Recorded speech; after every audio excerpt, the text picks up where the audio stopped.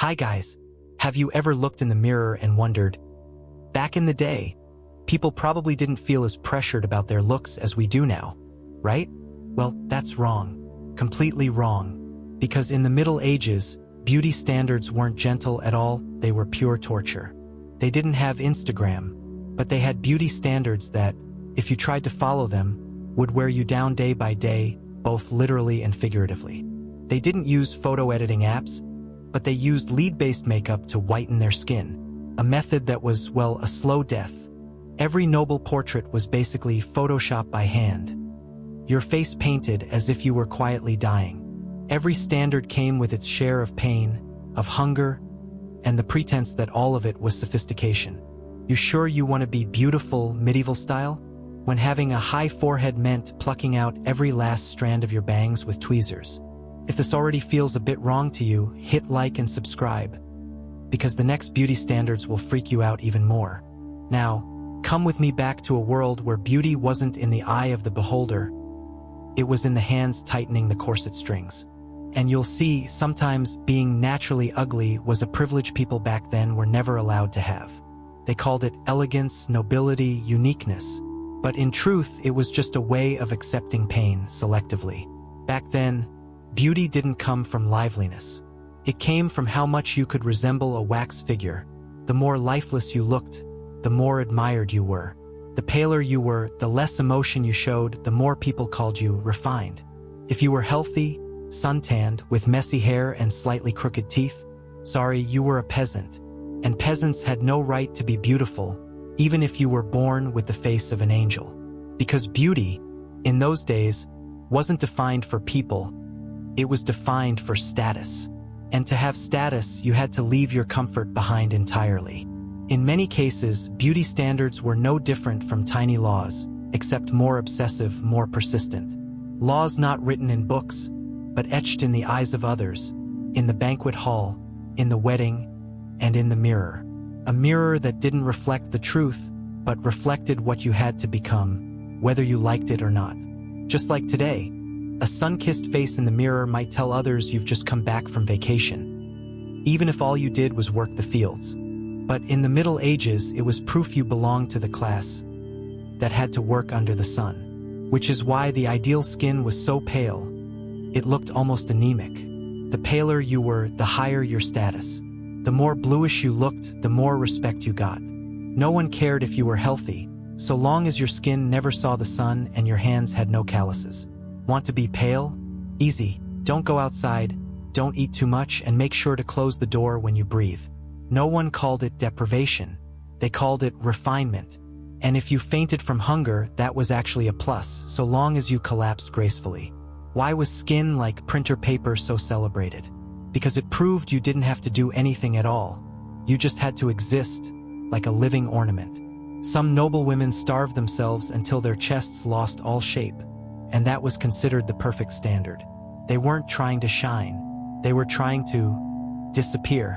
While peasants were sunburnt from the wind in the fields, nobles wore white powder so thick it clung to them like the dust on a mummy. But that beauty didn't come from nature.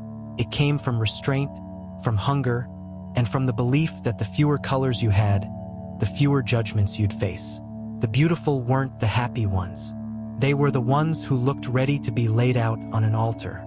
You might not believe it, but there was a time when people smeared pigeon's blood just to get some color in their cheeks. Others drank watered-down vinegar, not only to whiten their skin, but also to dull the feeling of hunger. And when someone asked how they lived, the answer was often, live lightly so you don't weigh down your own face. It was a way of life where even a spark of joy could be seen as vulgar. If you enjoyed your meal too much, you could be considered improper. Because beauty had to be hungry, and cold, and absolutely silent. They didn't look at you as a person, but as a plaster statue, one that could glide slowly through a grand hall. And if a bit of mud ever touched the hem of your gown, my condolences. You just tarnished the refinement of your entire bloodline. A single sunburn, no matter how small, could cost you a marriage that had been arranged for years. A marriage where beauty determined your value as if you were an item in a silent auction. From childhood, girls were taught to guard their skin tone as if it were their life. No sun, No loud laughter, no stretching your arms, because all of that might flush your cheeks. And that was crude. They didn't want you to shine. They wanted you to fade, to blur, to dissolve like a whiff of perfume. That wasn't even real. In the diary of a young woman from that era, there's a line. Today, my mother punished me for having eyes that were too alive. Today, you can stand before a mirror and adjust the lighting. Back then, light was the enemy because it revealed that you still had life in you. You didn't need heavy makeup. You only needed to vanish from the colors of the living world. And when someone praised you for being white as porcelain, they didn't realize porcelain is fragile and mostly kept locked away behind glass. Back then, beauty wasn't meant to be lived in, it was meant to be looked at in silence. You couldn't get dirty. You couldn't breathe too heavily. You couldn't even have the basic needs of a human being. If you feel suffocated just hearing this, congratulations, you're still normal. But if you think, well, that doesn't sound so bad, try fasting for 5 days and then attending a party in a waist-crushing gown. Or, easier still, go a week without smiling and then tell me you still feel natural. And that was only the beginning of beautiful skin in the Middle Ages. The bad news? It gets worse. If you thought the skin was torture, try putting yourself in the waistline of a 14th century lady. And I don't mean figuratively. I mean literally, inside a corset of rough cloth or stiff leather, laced until you could no longer hear your own stomach growl. Medieval beauty had no body positivity.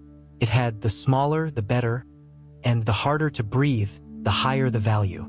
The ideal waist, not 56 centimeters. It was whatever number kept you from bending over to tie your own shoes. Some women even had to brace their hands on their hips just to sit down, because if they bent too far forward, their ribs might break. But you still had to smile, of course. A strained smile between two stomach spasms from lack of oxygen. And if you carelessly took one extra spoonful of porridge, sorry, you'd be paying for it with a night spent sleeping upright. A swollen belly under a corset was never called full. It was a flaw, a design error, a sign you were losing control of yourself. The irony was that corsets weren't made to protect. They were made to prove you didn't need to move. A woman who walked slowly, breathed shallowly, spoke softly, and never bowed her head, that was the beauty ideal. Not because she was refined, but because she no longer had enough air to do anything else. Today, people call that figure delicate or fragile. Back then, it was a prerequisite, proof you belonged to a class that didn't have to work. And if you had muscle, sorry, you were a laborer. Beauty was never allowed to be strong.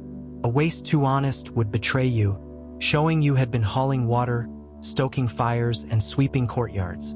That's why beauty had to be hidden beneath layers of thick, tight fabric, never loosened in front of anyone. Some young women learned to eat so slowly that breakfast could last an entire hour, not out of elegance, but because eating too quickly might make them faint.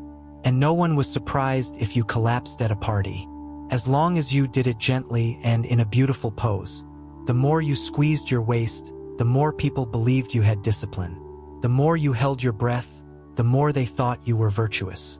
No one asked how you felt. They only checked whether the laces were tight enough. And if they loosened just a little, the looks would change. No longer admiration, but suspicion. You weren't judged by the sound of your voice, but by the faint creak of your corset when you tried to turn. Some ladies were so skilled they could faint onto a stone floor without wrinkling their dress. They were taught that as a life skill, and they called it virtue. Today, if someone tightened your waist so much you couldn't laugh, you'd call it abuse. Back then, it was a wedding gift.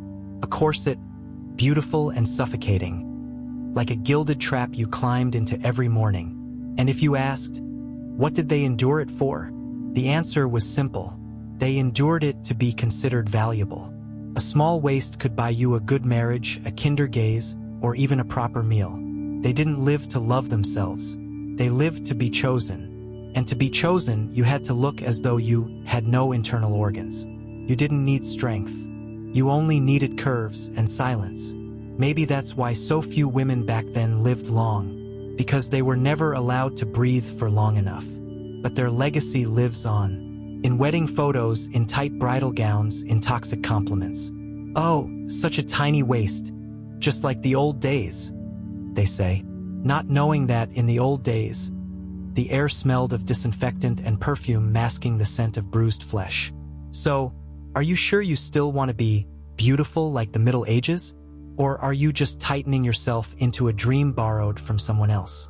Because in those days, beauty often began with hair, and beautiful hair was not just a sign of appearance, but a symbol of purity in the strangest way possible.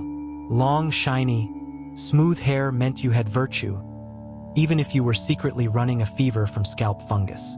The problem was, no shampoo, no clean water, and no place to sit and comb your hair without picking up ash from the hearth. So how did they get beautiful hair? They used animal fat, egg whites, and cooled ash as a natural mask. Then they'd sit in front of a mirror or a piece of dull bronze and pray their hair wouldn't smell on a big holiday. Nice-smelling hair was hair sprayed with dry perfume. And dry perfume was the polite term for sulfur powder mixed with herbs. Tangled hair was combed with a broken wooden comb. If it couldn't be detangled, it was cut off, hidden, then cried over. Because if anyone saw you with short hair, you'd be seen as rebellious. Or worse, as a prostitute.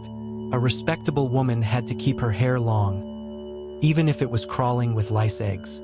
And it couldn't be shown in public, because hair was erotic. Seeing another woman's hair was considered a kind of moral fall.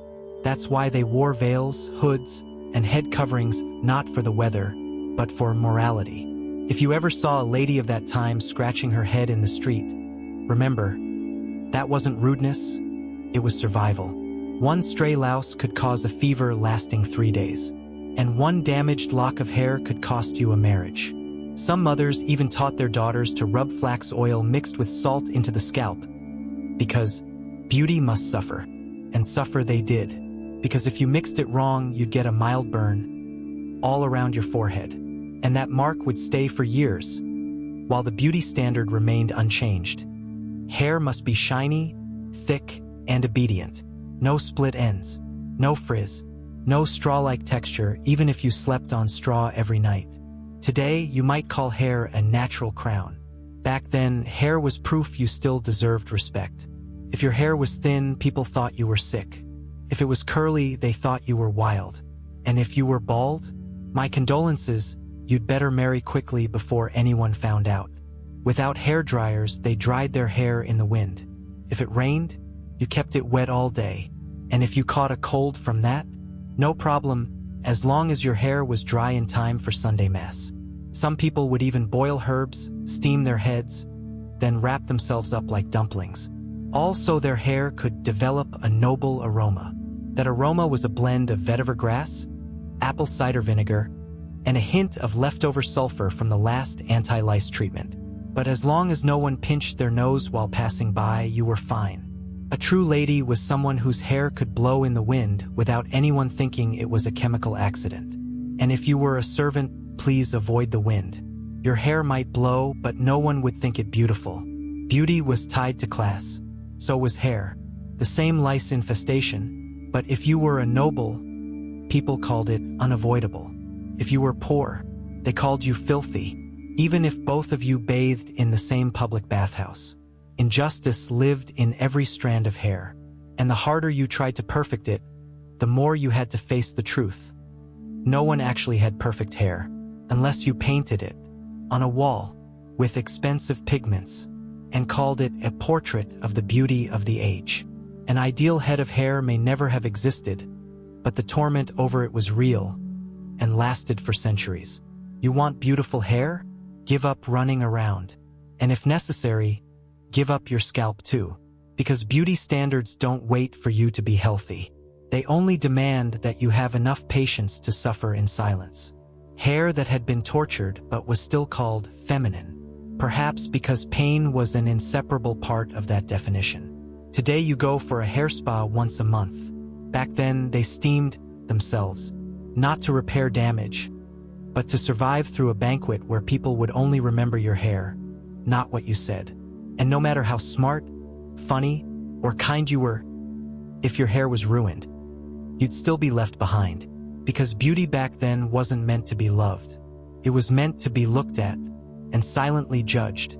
Today, a smile might earn you points in someone's eyes. But in the Middle Ages, a smile could get you removed from the marriage list. But no, the sad truth is, they didn't have to endure anything at all. The ideal man of the time didn't need muscles, didn't need charm, didn't even need to smell good. They only needed one thing: to look so idle that they could get fat without even trying.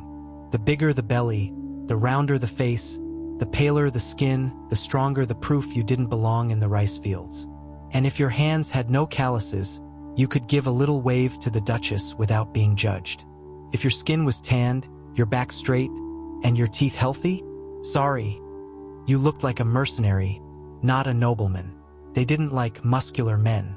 They liked men like dough, soft, unresisting, and smelling faintly of power. The ideal model.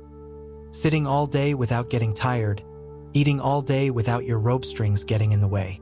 Beer belly without the beer, extra flesh without the sweat. That was the pinnacle. If a woman had to squeeze herself into a corset to look slim, a man could throw on a wide robe to hide every contour.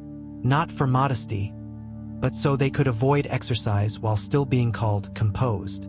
They didn't have to tighten anything. Just walk slowly, speak softly, and eat in the style of, "I'm not hungry, but I eat because I can." A 3-hour meal, grease on the lips, wine in the beard, and everyone called it manly. While a woman taking one bite of cake was judged, a man could devour the whole table and be praised as a connoisseur. No one told them to cover their armpits. No one required them to cinch their waist. No one was shocked if they snored at a banquet. In fact, the more carefree they were, the higher their status seemed, because only the powerful could afford not to care what others thought. They didn't have to maintain an image. They were the image. A plump gentleman, oily face, garlic breath, could still marry a beautiful wife, as long as he owned land. And don't forget, the double standard was such that his wife had to smell good to mask his smell. Some families were rich enough to hire people to fan them, not for cooling, but to blow away the husband's odor. And women had to pretend they didn't notice, while men pretended they never smelled at all. A man's scent wasn't criticized. It was called natural. A woman's scent? Lack of self-control. Men weren't taught how to live clean. They were taught how to live without asking permission. That girl tightened her corset until her chest turned purple to get married. That man? He just had to open his purse at the right moment. Love doesn't need appearances, they said. But really, they only said that when they were the man. In paintings, gentlemen often wore big hats, loose robes, and sat with legs wide open, not for comfort, but because they didn't have to sit closed. Their ease was privilege. A round belly could open diplomatic doors. A double chin could be painted as a face full of benevolence. And a lifetime of laziness could be called a contemplative demeanor if your rings were big enough. So why did women have to flatten their stomachs, shave their feet, rouge their cheeks, brush their teeth with charcoal, and wear shoes barely big enough to stand in, but not walk? Because that society didn't need handsome men. It needed wealthy men. And women had to be beautiful enough to get noticed by them. No one demanded that male icons of the time have abs. But women had to have porcelain skin, velvet hair, and a silk-soft heart. There were girls of 16 married off to men of 60 simply because he speaks so eloquently. No one asked, "Do you love each other?" They only asked, "How many plots of land do you own?" And when a wife fainted from her corset, the husband would call the servant, instead of loosening the laces. That was medieval love. One sat doing nothing, the other sat perfectly still. One expanded his body, the other shrank hers until she almost disappeared. And they said, love back then was purer, maybe because no one had enough breath left to argue. And you? Where do you think true love begins? With a look? Or with the name on the land deed? However it began, it usually ended the same. Both lying in the same dark, damp room, being bitten by the same fleas, the only truly equal thing in the Middle Ages. But teeth were only a small corner of the picture. Every part of the body had its own standard, and everyone came with a price. Foreheads had to be high enough to warrant plucking out every strand of fringe. Skin had to be so pale it looked like paper, even if it meant lead poisoning. Feet had to be small enough to keep you from walking fast, because a lady, they said, should never be in a hurry. The body had to be soft and fragile, which meant weak, dependent, and always in need of someone to protect or control. Today, you can choose your hairstyle, your skin tone, your body shape. Back then, choice existed only in the mouths of those more powerful than you. And you existed only to be looked at and to be judged. And the scariest part? Many of those standards never really died. They just transformed into a modern version, softer, shinier, but built on the same principle.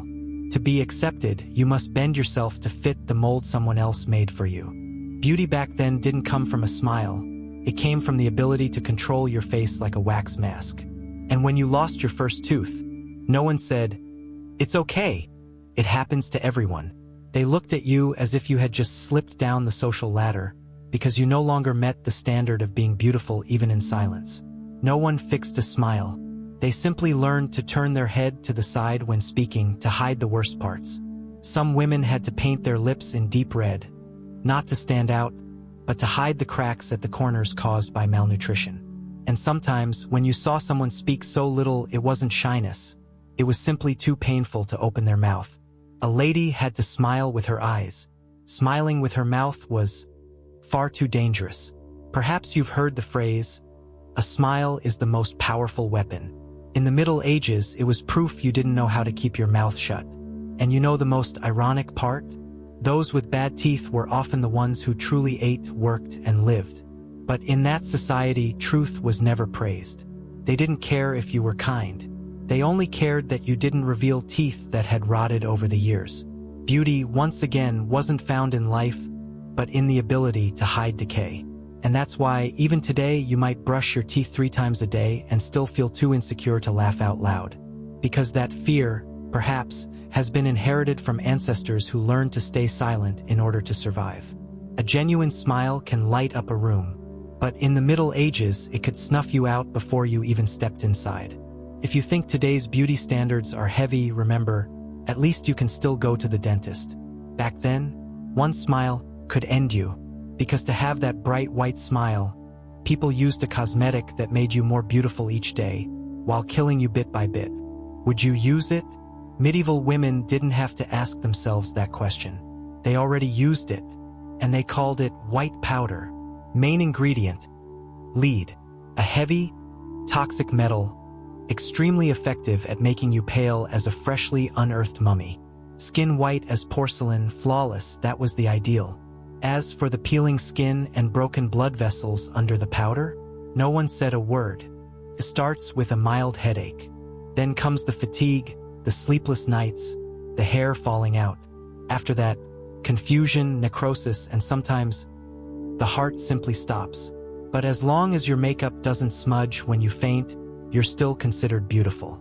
No one warns you, no one asks questions. Because if every woman suffers the same pain, then that pain becomes the standard. Some women powder their faces 3 times a day, each layer thicker than the last, until their skin is no longer skin, but a chemical mask. Lips painted with mercury for a natural flush. Eyes lined with soot mixed with tree resin, burning and cracking the cornea. If your skin turns red, just add more powder. If the powder stops sticking, smear egg whites over your face, like mortar on a wall. And then one day your skin changes color. Not from the powder, but from internal bleeding. Still, you keep wearing the makeup, because natural ugliness is not forgiven. They don't love you, they love the illusion you build with poison. If you can't breathe, cut the dose. If you vomit, take a day off, then start again. Because that face is the only reason anyone listens to you. Ladies would sit perfectly still for hours, just to keep the foundation from cracking, because a single fissure could ruin an entire marriage negotiation. Some women died of liver failure at 28. The doctors found no cause, but her mirror shone bright. They would say, "She's so beautiful, she doesn't even look human." They didn't know that was entirely true, because she was no longer human. Her skin didn't breathe. Her pulse stuttered. Her organs were dissolving inside her. And when she smiles in the oil painting, that is her most beautiful moment. Because she's no longer alive to suffer. Makeup wasn't to hide imperfections. It was to erase the self. It was a silent war between the real face and the shadow society wanted you to become. Each day, you surrendered another piece of your body in exchange for a pleasing glance from someone else. And the cruel truth was, the weaker you became, the more they praised you for being gentle. A beautiful woman never complained, even when her insides screamed from the toxins building up. Some records note that noble women often sat near windows, not to catch a breeze, but to let the lead powder fade from purple back to pale. There were balls where 3 young ladies would collapse at once, and everyone kept dancing, assuming they were simply overcome with emotion. In reality, they no longer had enough oxygen to stand more than an hour in heavy gowns and lead masks. One young woman was buried at just 24. People said she was beautiful until her last breath. No one said she died because she wanted to be called pretty. The living kept powdering. The dead were painted white. Who could tell what was real? Back then, beauty was not life. It was the art of imitating death exquisitely. And if you think makeup today makes you tired, remember, at least you're not using chemicals straight from a mine. You still have a choice. You can wipe it off and breathe. In those days, they had no choice. To remove the paint was to erase your very existence in the eyes of others. Every morning, they didn't paint their faces because they liked it. They did it because they feared being forgotten. Because a bare face back then was not enough to be heard. People didn't remember your voice. They remembered the shade of your lips at the last banquet. And if you had nothing striking, they would paint it on you, even if the price was your final breath. You could call it a sacrifice for beauty, but in truth, it was a controlled burial. And sadly, it still continues, only now with prettier packaging and sweeter advertising. Among the strangest beauty standards humans have ever created, perhaps none surpassed: the forehead. In the Middle Ages, the higher the forehead, the greater the sign of intellect and refinement. Not the high forehead means smart, your grandmother might say, but shaving your hairline clean and plucking more just to be sure. Sometimes plucking all the way to the crown of the head, so that in profile you couldn't tell if the woman was a noble or had just joined a convent. It didn't stop there, they shaved the eyebrows too, because hair was considered too animal to keep on an aristocratic face. Some records even state, thick eyebrows are the mark of a shallow woman. They said it with complete seriousness. So women plucked until their skin was raw, eyes swollen, then painted back 2 thin arcs like the tremble of a pencil line. If you've ever been annoyed at uneven brows, try drawing them when your hands are shaking from anemia and the candlelight flickers. And if you ask, why not just keep the brows? The answer is simple, because that wasn't beautiful. Beauty had to be elaborate, painful, demanding. It had to keep you sitting for hours before a mirror, just to turn yourself into a less hairy version. That was the top half.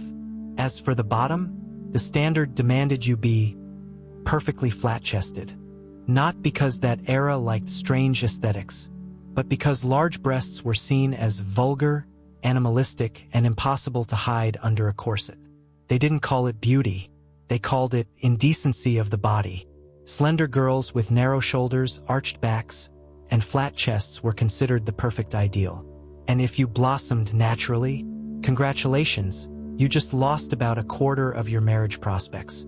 Some noble women even bound their chests from puberty to avoid growing beyond the allowed limit. Skin marks were nothing. Shortness of breath was tolerable, as long as you kept that pure silhouette. A beautiful woman must be fragile. That's what they said when you fainted from lack of oxygen. And they still applauded because your dress stayed in place. In a society where less was equated with nobility, you had to learn to shrink yourself, both literally and figuratively. Less hair, less flesh, less voice, but always more standards. In truth, every natural feature was treated with suspicion, as if having a living body was a flaw to be corrected. The ideal woman didn't need to be strong or even real, only to look from a distance like freshly polished stone. And in stone, of course, there are no muscles, no breasts, no hair, no expressions. They didn't beautify to celebrate a real face. They edited to erase it entirely. Many portraits from that era looked so alike you couldn't tell who was who, because they all shared the same national beauty template. That template didn't allow gummy smiles, no freckles, no tucking your hair behind your ear unless a veil covered it first. You weren't allowed to be yourself. You had to be someone pre-programmed. So if you've ever thought a medieval lady looked noble, remember, she might have been nursing a headache, chest pains, and mild hunger. But as long as no one noticed, she was beautiful. And that was all that mattered. Now tell me, do you feel lucky to have eyebrows, to breathe freely, and to sit without squeezing your chest? Or is there still a part of you that wants to be perfect, even if the price is erasing the most human part of yourself? If you feel uneasy hearing this, good. At least you can still feel. And if you still think then was prettier than now, let me ask you, are you ready to pluck all your hairline and bind your chest through the winter? Would you accept rejection just because your eyebrows grow the wrong way? Would you stand still for 4 hours just to have your face painted like a blinking mummy? Because that beauty wasn't allowed to live. It was only allowed to be looked at and remembered in paintings, where you could look like a true lady if no one looked too closely. And if you wonder why they all looked so eerily alike, maybe it's because they were all trying not to be themselves. The real question is, are you doing the same, with a different standard, a different era, but the same fear?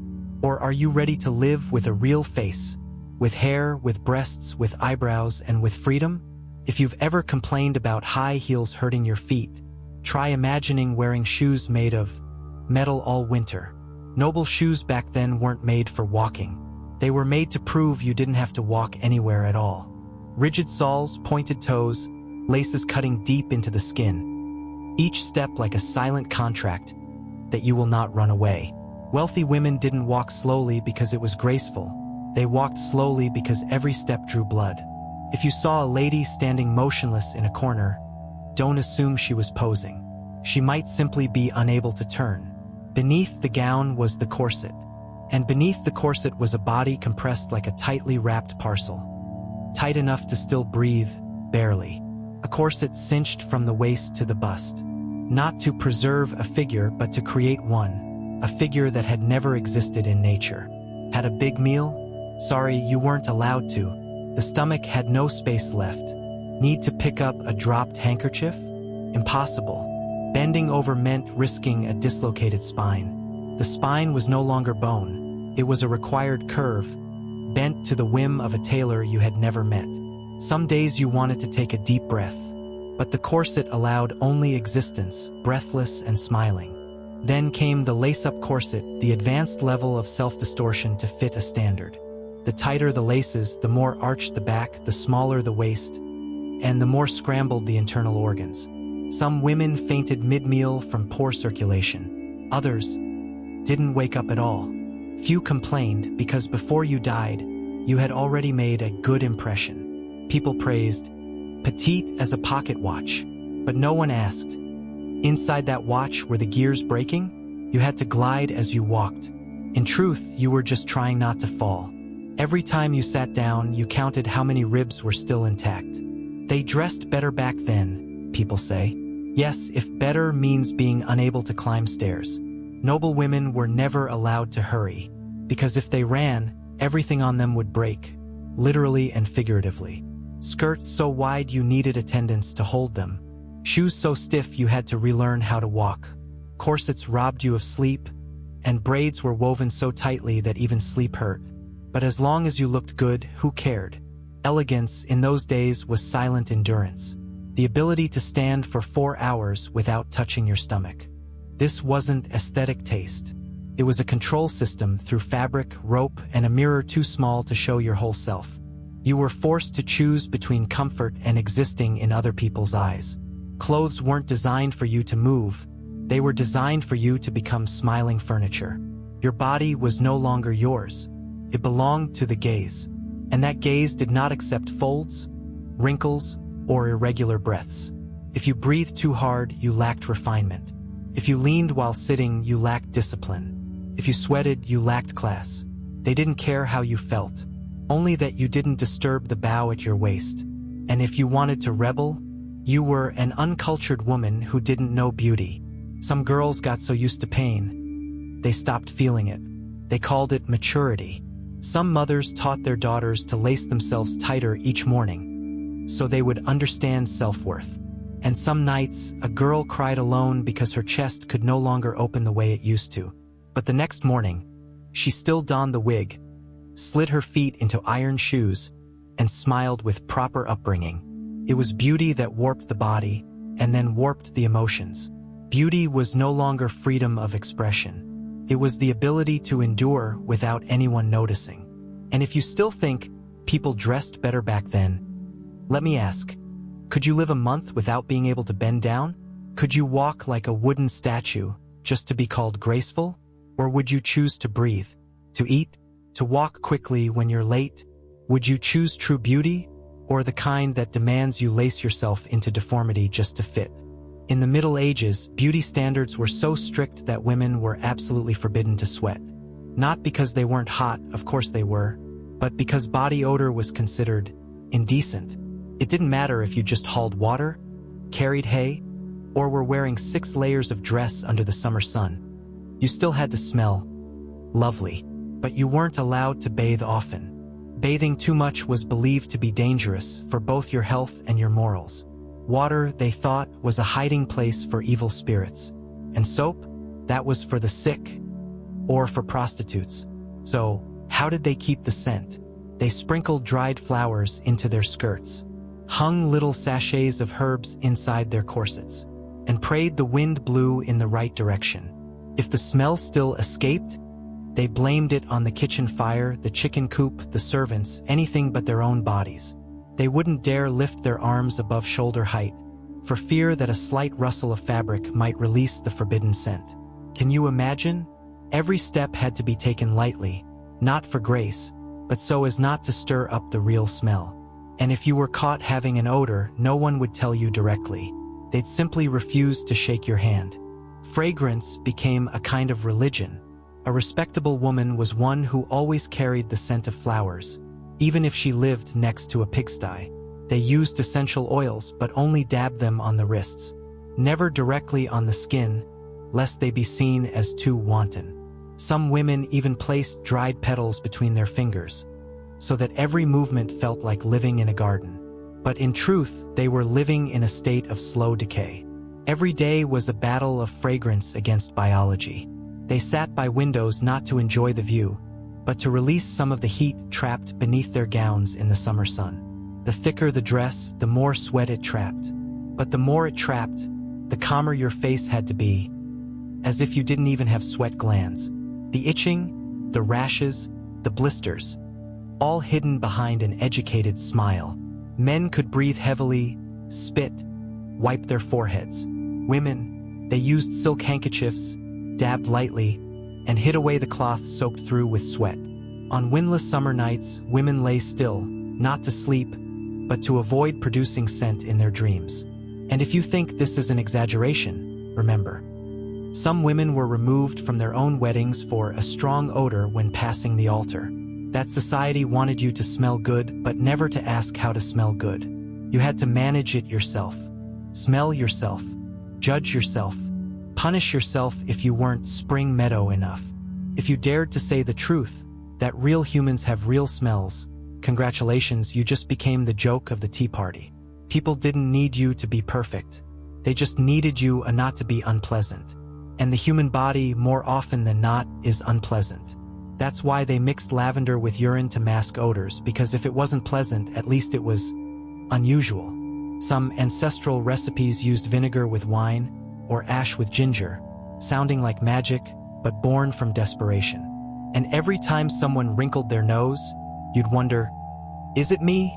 That panic drove you to sprinkle more, rub more, wrap more until your body could barely breathe, yet still wasn't fragrant enough. Today, you have deodorant, hot showers, and breathable fabrics. Back then, you had thick cloth, stifling rooms, and the expectation that You must always be like a freshly plucked flower, a flower that never wilts, never blooms, never sheds petals, just stands still for others to smell through glass. The scent had to be faint, sweet, and come from somewhere indeterminate, so long as it wasn't your own skin, because your body was unspeakable, and its scent unseeable. So tell me, have you ever felt suffocated by not being allowed to just be yourself? Or do you still believe a woman must smell sweet, without ever asking, sweet according to whose standard? Perhaps, in a world where everyone masks their true scent, the first person who dares to breathe freely is the true rebel. So what about you? Would you walk into a room without spraying perfume first? Or are you also quietly panicking, just in case someone finds out that you smell? So welcome. You've just uncovered another thin layer in the legacy of the Middle Ages. And it's not written in history books. It's hiding beneath the fabric you wear every day. After hearing about medieval beauty standards for women, you might be hoping that at least men had to suffer just as much. But no, the sad truth is, they didn't have to endure anything at all. The ideal man of the time didn't need muscles, didn't need charm, didn't even need to smell good. They only needed one thing: to look so idle that they could get fat without even trying. The bigger the belly, the rounder the face, the paler the skin, the stronger the proof you didn't belong in the rice fields. And if your hands had no calluses, you could give a little wave to the Duchess without being judged. If your skin was tanned, your back straight, and your teeth healthy, sorry, you looked like a mercenary, not a nobleman. They didn't like muscular men. They liked men like dough, soft, unresisting, and smelling faintly of power. The ideal model. Sitting all day without getting tired, eating all day without your rope strings getting in the way, beer belly without the beer, extra flesh without the sweat. That was the pinnacle. If a woman had to squeeze herself into a corset to look slim, a man could throw on a wide robe to hide every contour. Not for modesty, but so they could avoid exercise while still being called composed. They didn't have to tighten anything. Just walk slowly, speak softly, and eat in the style of, I'm not hungry, but I eat because I can. A 3-hour meal, grease on the lips, wine in the beard, and everyone called it manly. While a woman taking one bite of cake was judged, a man could devour the whole table and be praised as a connoisseur. No one told them to cover their armpits. No one required them to cinch their waist. No one was shocked if they snored at a banquet. In fact, the more carefree they were, the higher their status seemed, because only the powerful could afford not to care what others thought. They didn't have to maintain an image. They were the image. A plump gentleman, oily face, garlic breath, could still marry a beautiful wife, as long as he owned land. And don't forget, the double standard was such that his wife had to smell good to mask his smell.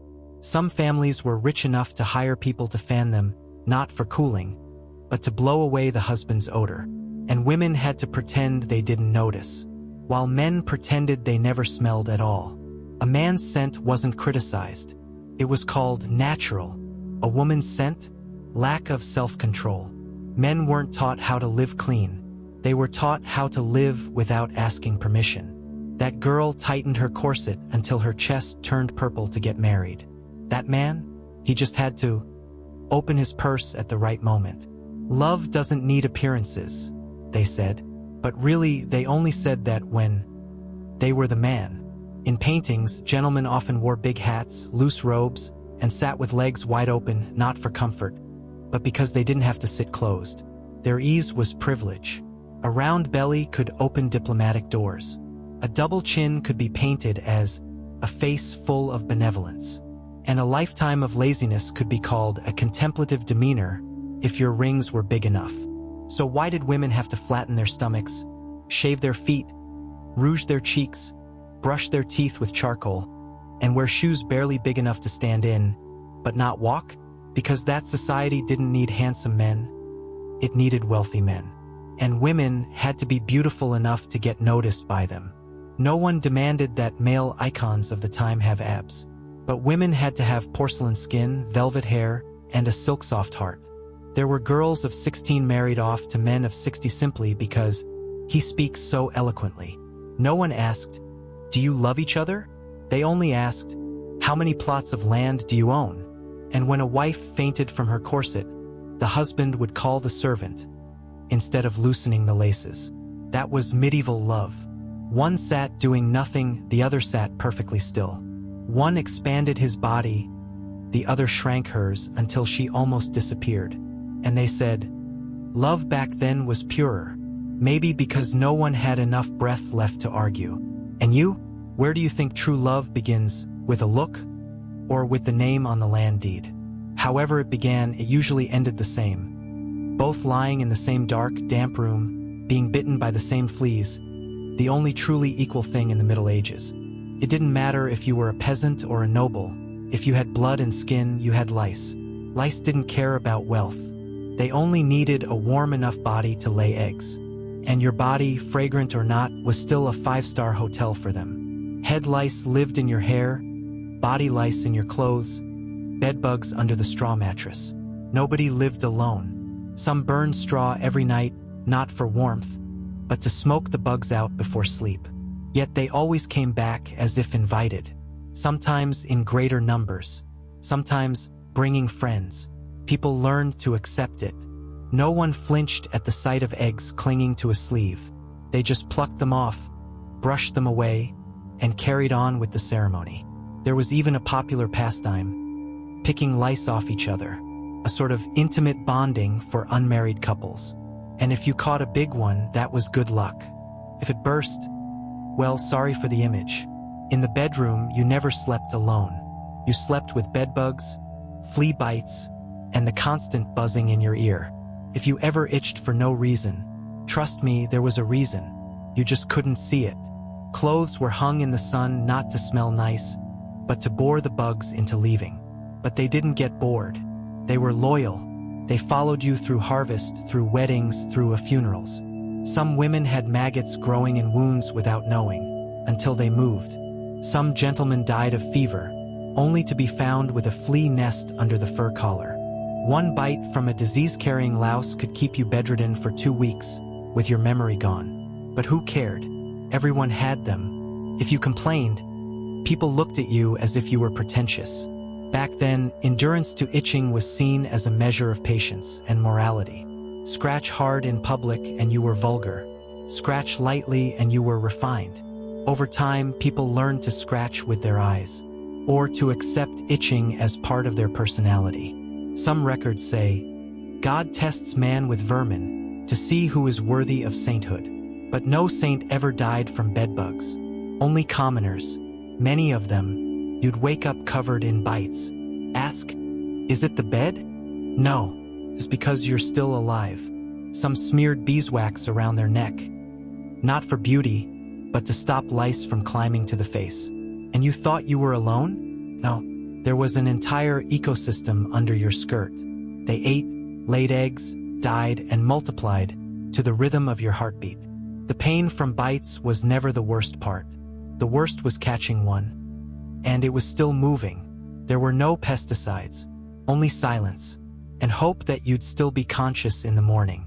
People shared blankets with bedbugs and scalps with lice. There were special wooden racks for airing clothes, so the bugs could crawl out before you wore them again. That wasn't pest control. That was life. That was routine. That was in every fold of fabric. So when you sit there feeling a little itchy, remember, you live in a luxurious age. Luxurious because you can see a dermatologist spray insect repellent and change pillowcases weekly. In the past, changing the pillowcase meant flipping it over, hoping the other side had fewer eggs. But either way, bugs didn't choose sides. They only needed blood. And you have blood. So next time a bug flies past your dinner table, don't scream. Greet it the way your great-great-grandmother once did. Not everyone has a best friend, but everyone once had lice. And if you ever feel lonely in the middle of the night, remember, you might not be entirely alone. After all the corsets, the lead powder, the bite marks, and the hunger, what's left isn't beauty. It's silence. A silence stretching from dawn to dusk, from chapel to bedchamber, from mirror to tombstone. Women of that time didn't live to be loved. They lived to avoid being judged. No dreams, no choices, only a reputation fragile as a dusting of powder on the face. Each day was a trial. How much could you endure before collapsing? But you weren't allowed to collapse. You had to stand tall, smile, and pretend it was all virtue. No one asked if you were tired, because in a world where true feelings were considered improper, the question didn't exist. A proper lady never needed help, even if she was gasping for air under gowns heavy as armor. She didn't complain. She didn't rebel. She didn't take the last bite at the banquet. She knew how to disappear while still being present. She was a scented shadow, a body without needs, a smile without a voice. Sometimes, in the dark, she cried, silently, unseen, for no reason she could name, except exhaustion.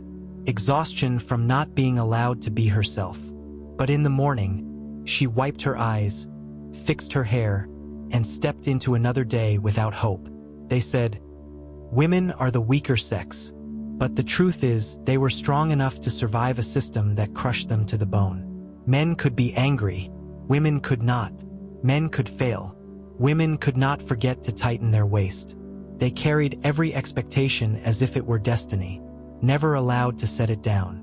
And if they did fall, people would say, "She wasn't strong enough to be the wife of a decent man." These women were not victims. They were survivors. Survivors in a world that believed beauty was your only reason to exist. Every blister, every crack, every bruise was proof that you had paid the price for your presence. You weren't praised for being intelligent. You were only accepted if you looked right. And if someone said, "She's as beautiful as an angel," that angel was never allowed to eat too much. There were no fat angels. No angels with thick eyebrows. No angels who dared to ask, "May I breathe for a moment?" Endurance was the measure of your worth. Basic needs were seen as weakness. And the bitterest part? It was often other women who enforced these rules, because they had been taught the same lesson. If you don't comply, you will be left behind. So you learned to survive by not reacting, not feeling, not needing anything. You turned yourself into an object. Easy to display, easy to control, easy to forget. And one day, no one asked how you felt, because they assumed you never had. Beauty then was not a reward. It was a punishment for those without the privilege of living honestly. A poet once wrote, "She was as beautiful as a marble statue," and that was meant as praise. No one asked, "Does she wish to move?" Perhaps you think, "It's different now." But look at how you still scold yourself for a small belly after dinner. How you apologize for going out without makeup. How you hold your breath in photos. Has the Middle Ages truly ended? Or have we simply traded corsets for face filter apps and compliments for little red heart icons? Are you truly free? Or have you just swapped one mold for another, softer, but still just as tight? And if tomorrow you stopped trying to be beautiful, who would still listen to you? Who would think you deserve to be here? That's the question no one teaches you to answer. Only to stay silent when someone stares too long. But you are still here, still breathing, still alive, still reading these words, which means you haven't given up on yourself. And maybe that is the most beautiful act of resistance a woman has ever created. Evening falls. The sun tilts, as if tired of witnessing it all. You sit at the edge of the bed, where the bedbug bites have not yet healed, and the smell of sweat mixed with stove ash lingers faintly beneath the fabric. No one asks what you've been through, because you're still fully dressed, and still breathing. You remove each layer of dress, slowly, as if peeling away each fragment of a role others forced upon you. Red marks from the corset cut into your waist. A dull ache runs through your back. Your neck stiff as stone. Your hands numb from a day spent never relaxing. On that face, powder still clings, though it means nothing now. Though no one is looking anymore. You raise a hand to your hair. It's dry, brittle, smelling of old vinegar. But you smooth it down anyway because you no longer know what else to do. A groan from somewhere, another woman removing her corset. Also thinking, is this living? The room is silent. Only the faint thump of a heart remains, as if it too is tired of beating for so long inside a cage. You lie down. The pillow is not soft, the mattress not flat, but at least you no longer have to smile. No need to keep up appearances. No need to press your thighs together. No need to hold your breath. Only breathing, even if it sounds like wind hissing through an old door crack. Another day ends, and you have survived. Somehow, for whatever reason, even if no one calls your name in their prayers. You pull the straw blanket to your chest. Close your eyes. In your mind, only one sentence remains. Tomorrow will be the same. Perhaps you'll dream if you have the strength. Perhaps you'll just drift off out of habit, not choice. Outside, the bedbugs begin to crawl. Lice slip past your collar. Your stomach growls like an old unwashed pot. But you're not afraid. Fear was worn away the first time you were told that ugliness is a sin. No more dreams. No more resistance. Only existence. Steady as the ticking of a clock without a face. And if someone were to ask, "What does beauty bring?" you would not answer right away. You would only remain silent, because you know. The price of that silence has been paid with tonight's sleep. Some people still say, "I wish I could live in the Middle Ages." They usually say that while sitting on a sofa, eating pizza, watching medieval dramas on a 4K screen. They love the long gowns, the wine feasts, the stone castles, things no one in the year 1325 was actually clean enough to enjoy. They imagine themselves as princesses, as knights, as people outside of time, never as someone scratching fleas all night. But the Middle Ages didn't cast roles. It threw you where it wanted, and you stayed there. No one asked your opinion. And most likely, you wouldn't live in a castle. You'd live under the kitchen stairs, by the hearth, with the rats. You wouldn't have lace dresses. You'd have 3 layers of heavy, musty cloth, damp in the spring. You wouldn't spend afternoons reading books. You'd be picking bugs out of your feverish child's hair after bathing them in freezing well water. You wouldn't get to choose your hairstyle. You'd pluck your eyebrows, pluck your hairline, starve yourself, and never complain, because surviving was already a privilege, and surviving beautifully was rarer than a breeze that actually smelled good. So, do you still want to go back to 1325? Not as someone watching it on a screen, but as someone real, hungry, itchy. If the answer is no, good. It means you're still sane. If the answer is yes, then welcome. You'll be given a bundle of straw, a corset, and 3 starter fleas. But if you're here in the year 2025, still feeling the pressure to be beautiful, to be pale, to be silent, then maybe you never really left the Middle Ages at all. The only difference is that now, the thing squeezing your waist might be a face filter app. The heavy dress is society's expectations. And the lessons in silence come from the sound of likes, not the voice of a priest. But you do have one thing they didn't, a choice. So if you think this video is worth remembering, like it, or don't. It's up to you. And if you just exhaled a little, knowing you don't have to live in 1325, then welcome back. Hello. Hopefully today you're not buried in deadlines and you didn't skip breakfast. Because after hearing this story, you'll be grateful, even for a moldy piece of bread. Imagine this: you open your eyes and find yourself in Japan during the samurai era. But instead of iron armor or war horses, all you have are bare feet and a sore back.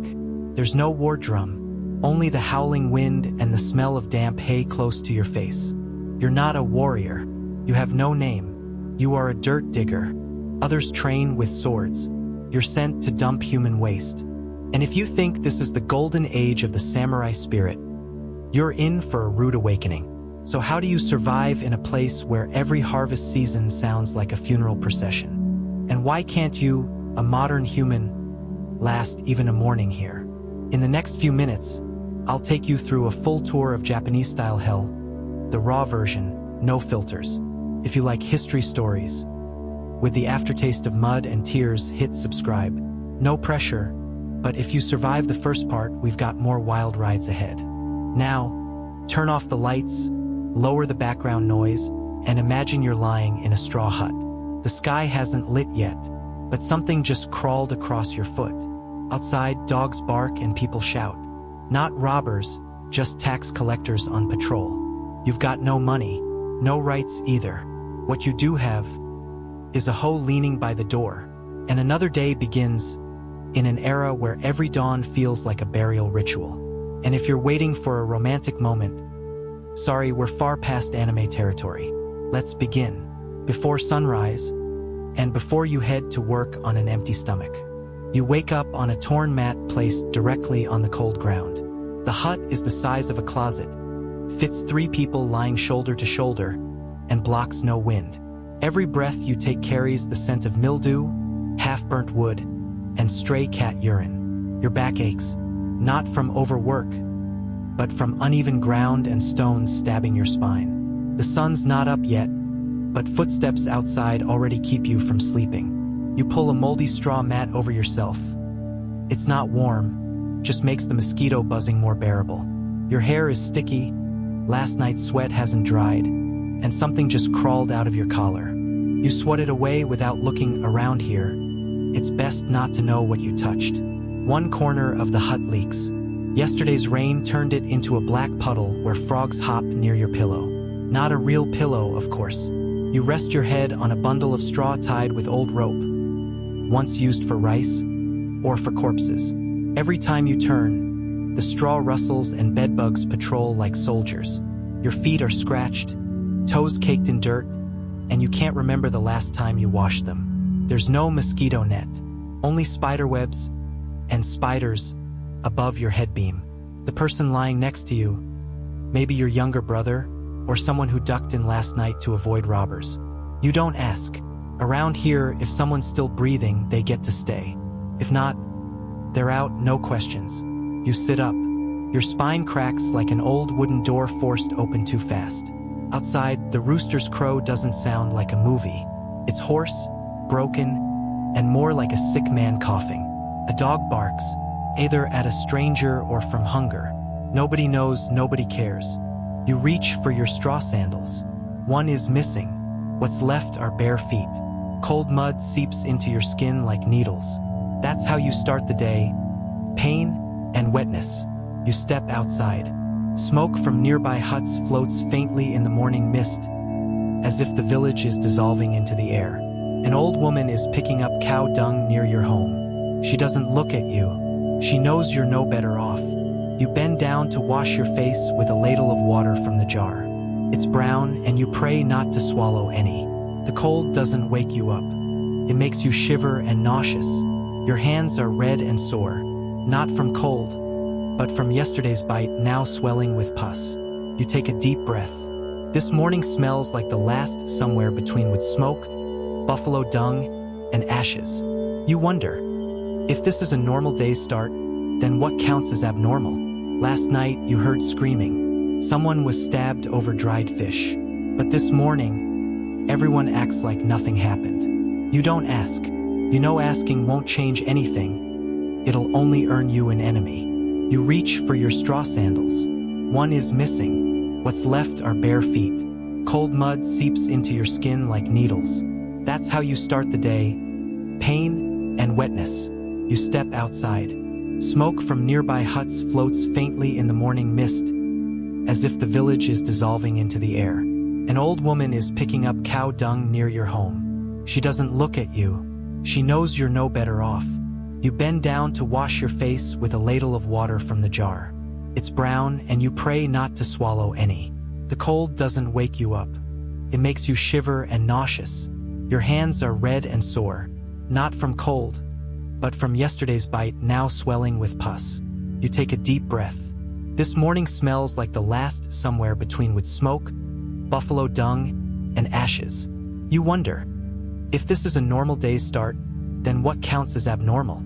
Last night, you heard screaming. Someone was stabbed over dried fish. But this morning, everyone acts like nothing happened. You don't ask. You know asking won't change anything. It'll only earn you an enemy. A child runs past you barefoot, pants torn to the knees. He smiles for no reason. You don't smile. You walk straight to the pig pen, not to feed, but to collect straw for tonight's bedding. You mutter something, not a prayer, just hoping today won't be worse than yesterday.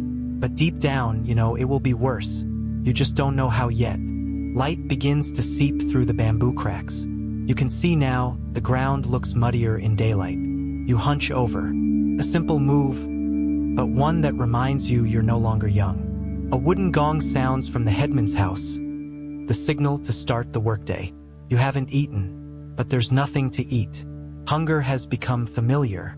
You think about grabbing your shirt, but decide not to. It's still wet from rain 3 days ago. You look up. Nothing but gray clouds and birds flying toward a direction that's not yours. You sigh, not out of despair, but because you're alive. And here, that's already a lot. Your stomach churns. Not from emotion, but because your guts are ready to revolt. And like every morning, the first question is, where should I go today? You walk around the back of the house, avoiding dark puddles you'd rather not identify.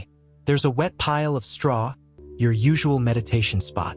No walls, no doors, nothing remotely resembling privacy. You squat down, but before anything happens, you hear sniffling a few meters away. You turn, your neighbor is sitting, facing you with a completely blank stare. Both of you know what's happening, but no one says a word. Because here, making eye contact while pooping isn't weird. It's daily life. You turn away, pretend to look at the crooked bamboo, and carry on. The smell needs no description. It's directly under you. You have no toilet paper, just a few wild leaves, the only things not grown to be eaten. After wiping, you wonder, did I just clean myself or smear something worse? Wind sneaks through the bamboo cracks, bringing cold and the smell you wish to forget. A dog runs past.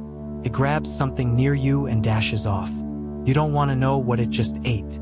Done, you stand, adjust your waistband, and kick some straw to cover your work. No one cleans that spot. There's no sanitation crew, no flush water. If lucky, rain might help. If not, heat will remind everyone to steer clear. You head back inside and wash your hands with water from the clay jar, the same jar used to rinse vegetables. You think for a moment, then decide to forget that thought. There's a public bath in the village, but it only opens when it rains. Everyone goes to the stream, strips down, lines up, like fish drying in the sun, but human. No curtains, no walls. First come, first serve, to claim the spot with fewer rocks. You bathe next to an old man shaving with a rusty iron blade. Each stroke comes with a loud, ow. You're trying to scrub your heels, where white mold has settled since last month. A kid just peed right next to you and grinned. You nod at him. No point scolding. It won't make the water cleaner. After that festival bath, you head home cold, damp, and stinking in a peculiar way. At night, if you don't make it to the straw pile, you use the emergency clay pot, right by your bed. You once dropped that pot. You don't want to talk about it. In summer, the stench wakes you in the middle of the night. In winter, the urine freezes into a layer of ice. Looks like malt candy, but don't be fooled. You once dreamed of an automatic toilet, with doors and music. Then you woke up with your hand resting on a jar of dirty water. You smiled bitterly. Even dreams here don't smell good. People live like this, and they think, at least I didn't die from squatting wrong. Once, someone stepped behind the house in the dark and stepped on a snake. No one remembers his name. Since then, everyone goes earlier, while it's still light out. And that's why you learn to look others straight in the eye, and feel nothing at all. Your stomach growls. Not the kind of hungry growl, but the eat itself soon kind. You step into the kitchen, which is really just a dirt corner with 3 rocks and a blackened pot. Inside is a porridge that's been stewing for 3 days, thick as glue, faintly smelling of ashes. No meat, no vegetables, but there are a few grains of rice still in husk. The pounding was half-hearted. You ladle a scoop, blow gently, then taste. It's hot, but not delicious hot. More like burns your throat hot. You try to swallow. Each spoonful feels like it pulls a sigh from deep inside your chest.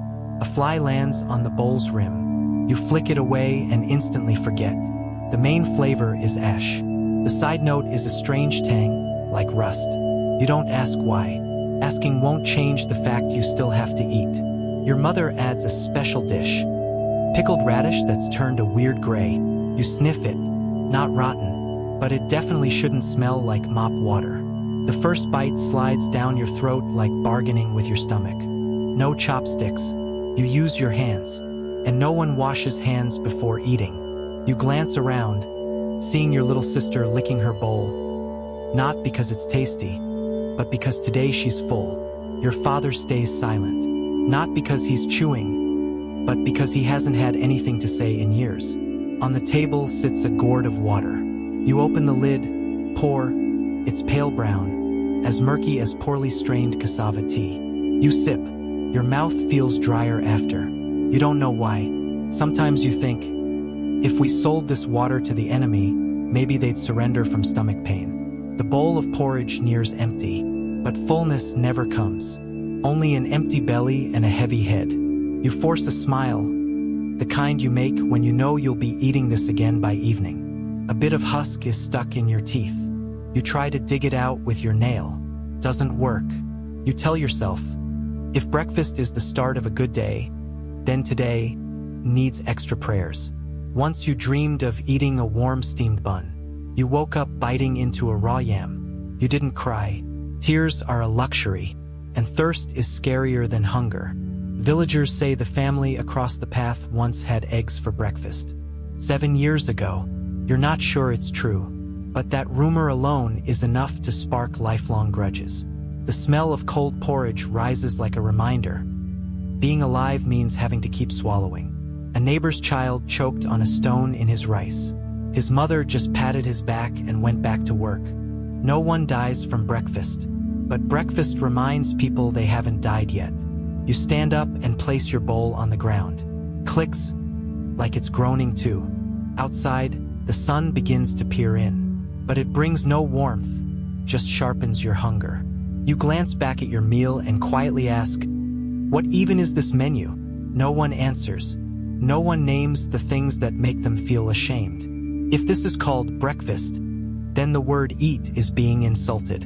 You walk out of the kitchen. The bitterness in your mouth remains, unsure if it's from the porridge or the thoughts. A breeze brings over the smell of your neighbor's food, identical to yours. You want to gag, but you hold back because there's nothing left in you. A cat walks by and glances at you. It's not hungry. You are. You take a breath and tell yourself, well, being alive means getting to eat. But deep down, you wish you could just die. Right after lunch, you step out of the house, pulling at your half-dried shirt, the back still damp like it was licked by a cow. The clothes you're wearing are from last Lunar New Year. Today is mid-September. Never washed. Not out of laziness, but because there's barely enough clean water to drink. Every movement makes your shirt rustle like sandpaper scraping skin. Your pants are torn at the knees, patched with rope, forming a lumpy knot that makes walking awkward. You touch your collar. It's stiff like wood, hardened from old sweat. Brown stains on it, maybe dirt, soy sauce, or fish blood. Maybe all three. You have no other clothes. Your wardrobe is a nail hammered into the wall. Every morning, you pick the only option, because there isn't another one. You once tried washing your shirt with wood ash. It ended up smelling like spoiled sticky rice cake. A mouse once chewed a hole in your sleeve. You stitched it up and wore it again. Your belt is a dried banana rope, hardened, but at least it keeps your pants up. No shoes. Your feet carry cracks, blisters, and dried blood from scraped rocks. Dried mud clings from ankle to shin. You don't bother washing, it'll just stick again. You feel itchy, not sure if it's the fabric or what's living underneath. You scratch your back. A small lump falls to the ground. You don't pick it up. Something rattles in your collar when you bend down. Might be lice eggs, might not. The neighbor kid used to flick lice like marbles. He was really good at it. You once saw someone catch an entire nest of fleas off the back of his neck. Everyone clapped. You weren't disgusted. You just felt familiar. When it's sunny, your shirt smells like someone's boiling straw inside it. But no one complains, because everyone smells the same. Village meetings are the same. the burnt fabric odor mixed with skin marinated in ashes. Lice don't discriminate. They live more fairly than people. Some say shaving your head helps, but no one owns a sharp blade. You once burned your shirt to kill fleas. Lost a sleeve, kept the itch. The lining inside is worn so thin you can see through it. Doesn't matter, people have seen through each other for years. You heard some places call this traditional clothing. Here it's just the only clothing. When it rains, the fabric clings like a snail shell. When dry, it stiffens like oiled paper. Every step feels like tiny fingers scratching from the inside. You've scratched until you bled. And the next day, scratched the same spot again, like instinct. Once you left the shirt out to dry. 5 bees built a nest in the sleeve in 3 days. You wore it again. No one said anything. You didn't either. Everyone's busy surviving. Sometimes you look at your reflection in a puddle and don't recognize yourself. Not because you've changed, but because you never knew what you looked like before this. Someone once asked if you remembered the feeling of being clean. You couldn't answer, not because you forgot, but because you grew up with the smell of sweat and sour mud. You lift your arm, sniff your collar, and shiver at your own scent. But you still wear it, because it's cold, and because there's nothing else. And so you keep living inside a moldy, rough shell no one wants to touch. Your mouth is dry, not from thirst, but because your right molar has been throbbing for 3 days. You don't know when it started, but now every chew makes your whole body shudder. Feels like someone's jabbing a needle in your gum and twisting it with every movement. You press your cheek gently and immediately see stars. No dentist, no anesthesia, no mirror, just fingers and despair. The village elder once said, "Poke the tooth with a thorn to distract the pain." You tried. Now your tooth hurts. And your tongue too. Someone suggested stuffing it with ash. You did. The next day, your face swelled like spoiled dough. Another said, "Gargle salt water." But you have no salt, and the water isn't clean. You sit curled up, head down, mouth shut, like guarding a secret with roots. The pain reaches your temples. You hear your heartbeat pounding in your gums. Chewing is a luxury. You just swallow and hope it all goes down without biting. Each morning, you lean into the stream to wash your face and see red leaking into the water. One time, you jumped when you spat out something hard, a chunk of tooth. You didn't scream. You had no energy left to scream. A child in the village once died after 3 days of cheek swelling. No one knew exactly why. They said he was weak. Truth is, he just didn't have antibiotics. You heard other places can treat teeth. But the road is long, and everyone's too busy staying alive. You once saw a man pull his own tooth out with a hammer and chisel. He survived, but never spoke again. You think about it, then push the thought away, because you don't have a hammer. You chew greens like biting nails. Each bite is a gamble with survival. The pain doesn't make you cry, it just slows you down. And here, slow is dangerous. Someone once said, "Toothache is no big deal," but here, small things kill. You wipe your mouth with your sleeve, knowing the blood stain will stay forever without soap. You breathe through your mouth, but even breathing hurts, cold air touching exposed nerves. At night, you lie on your side, searching for the least painful position. None exist. You hope by morning the tooth falls out, or you fall before it does. No one in the village has all their teeth after 25. Just gums and silence. You once dreamed of smiling. Woke up clutching your face, only pain and blood. In this place, smiles have no value. Teeth don't either. Pain is the only language left.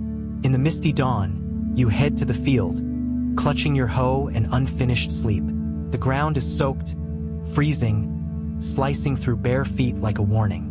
You bury your head and work, not out of passion, but because there's no other choice.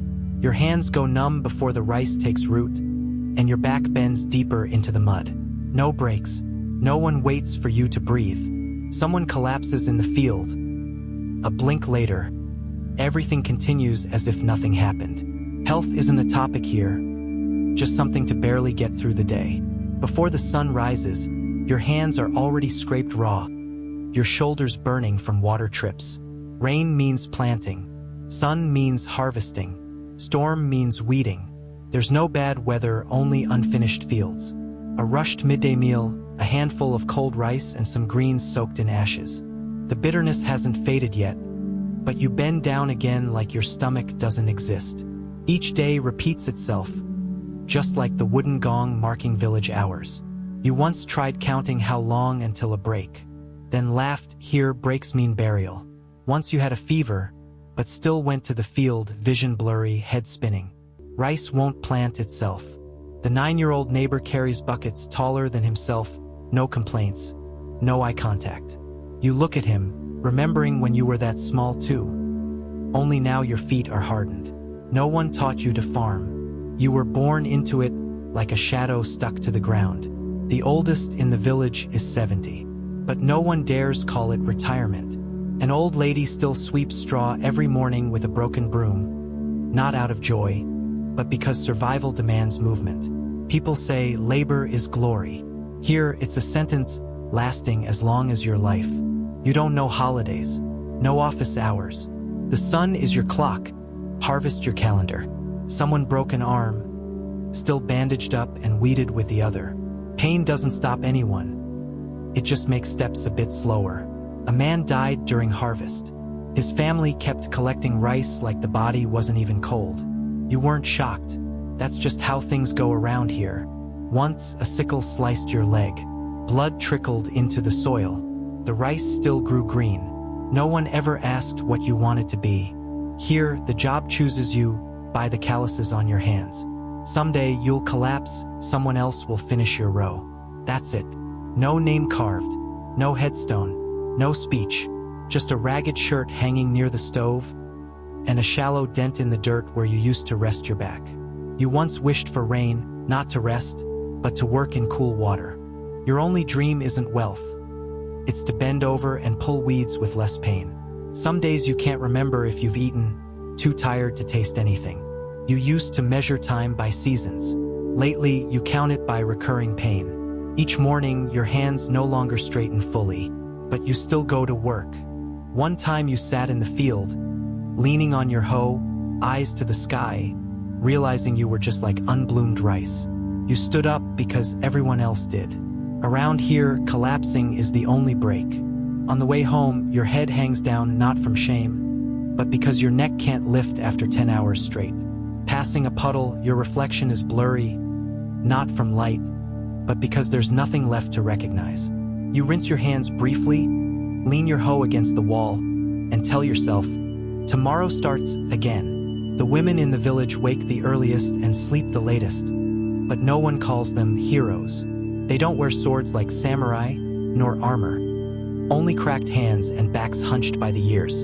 A mother who gave birth yesterday ties cloth over her belly and heads to the field to spread manure. No one babysits. No one calls it unusual. The baby is placed in a bamboo basket, lying in the sun, barely shaded with a damp cloth. Cry if it cries, sleep if it sleeps. Whether it survives, only heaven knows.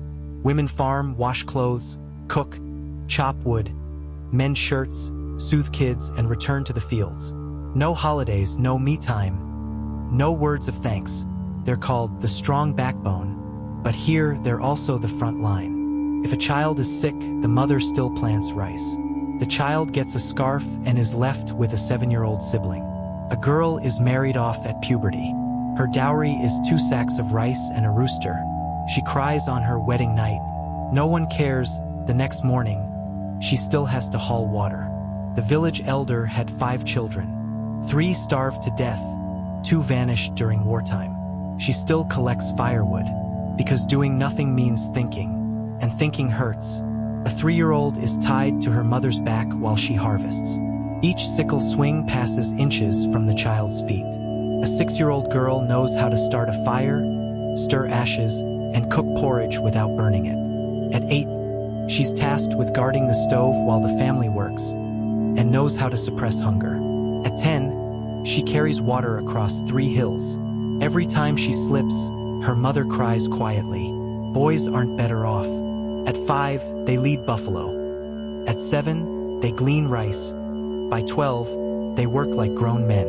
No games, no recess, no such thing as childhood. A child once played jump rope with a fish-drying rope. It hit her eye, blinding one side. No one scolded.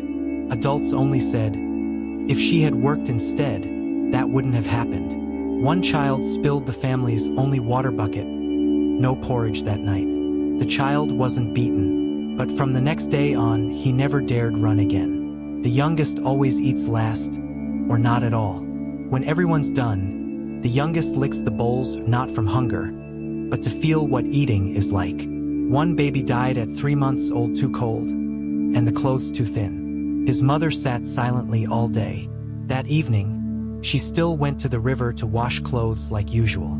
Not because she's strong, but because crying doesn't help anything. Children here learn silence early, and how not to ask questions that make adults sad. Once, a child asked, "Why are we poor?" and got slapped hard. Not because the question was wrong, but because no one had an answer. Each harvest season leaves more girls drained, more boys sleepless from malaria. Yet all must get up, walking on feet that are never allowed to stop. But he didn't quit. No one pays for sitting still. Someone pulls bull carts for hire, 10 kilometers a day, hills, heat, all for a meal of hard rice. These people aren't remembered by name, only by what they push, carry, or are tied to. A child weaving baskets went blind at 11. Her back hunched since first grade from leaning too long. Someone makes cakes, but never gets to eat one. Each slice takes a piece of her finger. The flour in the wounds itches for a week. The person who boils water for the public bath often gets blisters when they can't lift the lid in time. No one compensates. No one apologizes. But the pot still needs fire tomorrow. A sculptor lost everything when the Lord changed faith. He hugged his unsold statues and jumped into a well. Not all jobs die from exhaustion. Some die from being forgotten. Someone once wished to be a farmer. At least I'd smell earth, not blood. But after switching jobs, they realized, nowhere here lets you breathe without paying a price. You've heard people say, every job holds a life. Here, that life is short, silent, and dissolves in stench. Those still standing keep working. Those who fall are covered with straw, forgotten after 2 harvests. Life doesn't care if your job is noble or low. It only cares who's still breathing and who's stopped. Winter here isn't romantic white snow. It's a cold that cuts to the bone, sharp enough for your teeth to chatter audibly. You wake up with a layer of frost on your hair, thin like a sheet of fogged glass. Your breath turns to smoke, but not enough to warm your trembling hands. There's no fireplace, just a few damp sticks barely burning, filling the room with smoke. Every time the wind blows, the bamboo walls shake, letting in cold like knives on your face. You curl up in a torn straw mat. It blocks wind, but not warmth. At night, your legs go numb until you're not sure they're still part of your body. Someone lost fingers just from falling asleep in the icy wind. You're not surprised. You just remind yourself, as long as it's not your life, anything else is expendable. Each morning, you have to smash the ice in the water jar just to get a bit to wash your face. Cracks in your hands bleed when you move, as if your body's protesting the winter. The only warmth you feel is from the mud underfoot before it freezes. And when summer comes, you think maybe winter was more bearable. Summer sun burns your head like an oven, and you don't know if you're in a rice field or a furnace. Sweat soaks your clothes but never dries, the air too thick and muggy. Mosquitoes and flies swarm every scratch on your arms, leaving stinging, itchy pain. A fly falls into your drinking water. You fish it out, blow gently, and still have to drink it. You fan yourself with a torn hat, but the wind isn't strong enough to carry away the stench of your body and the mud. Villagers grow faint under the sun. Sit too long under a thatch roof and the smoke chokes you. Outside, the sun scorches. Inside, it suffocates. There's nowhere to hide. Skinny children run by, backs shiny with sweat, fall into mud and still laugh. You look at them and wonder, how do they still have the strength to smile? Summer also brings the stink of trash, dead fish, and animal carcasses by the fields. Every time the wind shifts, it feels like someone hurls a bucket of manure smell at your face. Summer nights aren't better. Mosquitoes and flies switch shifts, biting your limbs nonstop. You lie down, listening to the buzzing like an orchestra of torture in your ear. Some nights, it's so hot you'd rather lie in the fields, praying for rain to soak you. But summer rain isn't kind. It brings mold and slugs crawling into the house. You saw a snake slither across the thatch roof last night, but were too tired to scream. The heat spoils food by midday. You eat quickly before it changes color. Water in the jar turns as warm as dishwater. Drinking it feels like swallowing heat. One day, you pressed your face to the ground, seeking coolness from the mud. But you jumped up. The mud was crawling with worms like the place hadn't hit peak misery yet. Sitting under the thatch, the heat rises like from a giant charcoal stove. You pant, but breathing in only draws more sweat and humidity. No season is kind. Winter kills you with cold. Summer wears you down with every breath. You think of leaving, but everywhere is the same. Every place has its own way to grind you down. The old say, endure it, the season will change. But changing seasons just means changing kinds of pain. You look around and see everyone quietly accepting it, because not accepting changes nothing. You close your eyes and wonder, maybe that's why they call it getting through the day and not living for yourself. You think you're alone, but you've always had company, always sticking very close. Every night, you sleep with dozens of tiny creatures, all kinds, all legs, none of them invited. Lice hide in your hair, occasionally crawling to your ear like they're checking the battlefield. Fleas nest in your collar, quietly sucking blood, making your neck itch like someone's playing a thorn flute. Bedbugs live in your straw mat, showing up just when you're starting to feel slightly comfortable. Rice bugs crawl in the rice, stink bugs fall from the thatch roof, sometimes straight onto your face. One time, you tasted something odd in your porridge. Turned out something was swimming in circles. You didn't spit it out. You chewed and swallowed, knowing this wasn't the first time. While scratching your head, you once picked out a louse the size of a bean. You put it down and watched it scurry off. No one screamed, no one flinched, just another normal thing, like sneezing or nodding off. One day, you found an ant crawling from your pant leg up to your chest. You didn't react, neither did it. Bugs are part of life here, like dust, like wind, like hunger. People don't ask, do you have lice? They ask, where do you itch the most? An old man once bragged about catching 7 fleas in one go. Everyone gasped in admiration. A neighbor's kid plays crush the bug with fingernails, counting carcasses to win. He's very good at it. You once burned your shirt to kill all the lice, only for the itching to return the next day like nothing ever changed. You've scratched until you bled, but the relief afterward almost made you feel grateful. Itching here isn't temporary. It's part of your biological rhythm. Villagers say, if you're not itching, you're probably running a fever. You go to bed knowing you'll wake up with at least 2 new spots to scratch. Someone once said, lice are a sign of life. You didn't know whether to laugh or cry. Bedbugs bite in lines. The more bites, the more work you've done. One day, you took off your shirt and found a line of lice eggs like a necklace of rice grains. You brushed them off gently and put the shirt back on. Not out of indifference, but because there's nothing cleaner to wear. Someone suggested shaving everyone's heads, but no one dared. Hair is the only thing helping against the cold. You dreamed of bathing clean, shampooing thoroughly, wearing scented clothes, then woke up as a bug crawled across your forehead. You once tried to rid yourself of lice in a day, but after a single nap, they returned. They follow you through seasons, through rainstorms and fevers. They never abandon you, and when your back breaks out, your neck swells, and your head itches like madness, you know you're still alive. Here, life isn't measured by heartbeats, but by how many times you scratch in a day. You don't live to dream. You live just to not collapse today. Every morning, you don't wake because you want to, but because you have to. No one asks what you want. Everyone already knows nobody gets what they want. Villagers move like shadows, never rushing, never stopping, never looking up. Everyone carries some pain. But no one has time to complain. You've heard the word hope, but it feels like a word for somewhere else, someone else. Someone said, to live is to have a reason. Here, to live is to not freeze to death in the field. Each day feels like a failed draft, copied over in the same tired handwriting. You walk, you work, you swallow, you lie down, like a clock no one bothers to wind. One time, you stood in the middle of the field and realized, no one will remember you if you disappear. A mother carries a bundle of firewood heavier than her frail frame. Her 7-year-old daughter limps beside her.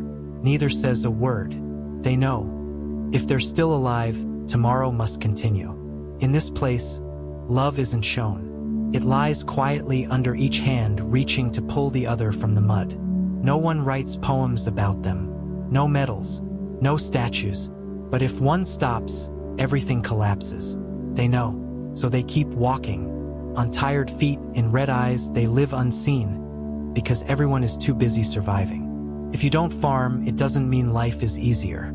It just means you get dirty in a different way, and die a different death. A fabric dyer goes to bed with dark purple hands, not from dye, but from skin blistered beyond recognition. They say that dye is beautiful, but no one asks how long the dyer survives. Across the way is the blacksmith shop. Hot, suffocating, and the fire doesn't care whether it burns metal or flesh. Someone forgot to pull up a sleeve. Since then, he only has half a left arm. Fishmongers live with animal guts, flies, and a stench so strong even dogs leave.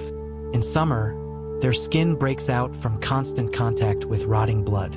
Some brew liquor, inhaling thick fermentation all day, drunk without drinking. But not everyone's lucky. One slipped into a pot of boiling syrup and vanished after a single scream. Papermakers work with ash, bark, dirty water, and glue so sticky it coats their hands all year. No gloves, no masks, just a stench that never leaves their skin. A charcoal burner so thin you can see the fire through him. He once coughed blood, but kept going because smoke's easier to breathe than hunger. A mat weaver got a thorn in his nail, it got infected, and they amputated a joint. Tomorrow continues, whether you're still breathing or not. You're not sad. Sadness is a luxury. You just feel cold and empty. Sometimes you look at the sky, not to pray, just to see something that isn't dirty. You once tried talking to yourself, but after a few lines, even you stopped replying. Your shadow stretches across dry ground, looking like someone who has nothing left to lose. One rainy day, you didn't take cover. You let yourself get soaked, because being dry wasn't more comfortable. Someone said, enduring is strength. Here, it's mandatory. A woman sits in the courtyard, eyes empty, not open, not shut. No one asks. A child fainted from fever. His father left, not from cruelty, but because the field needs people.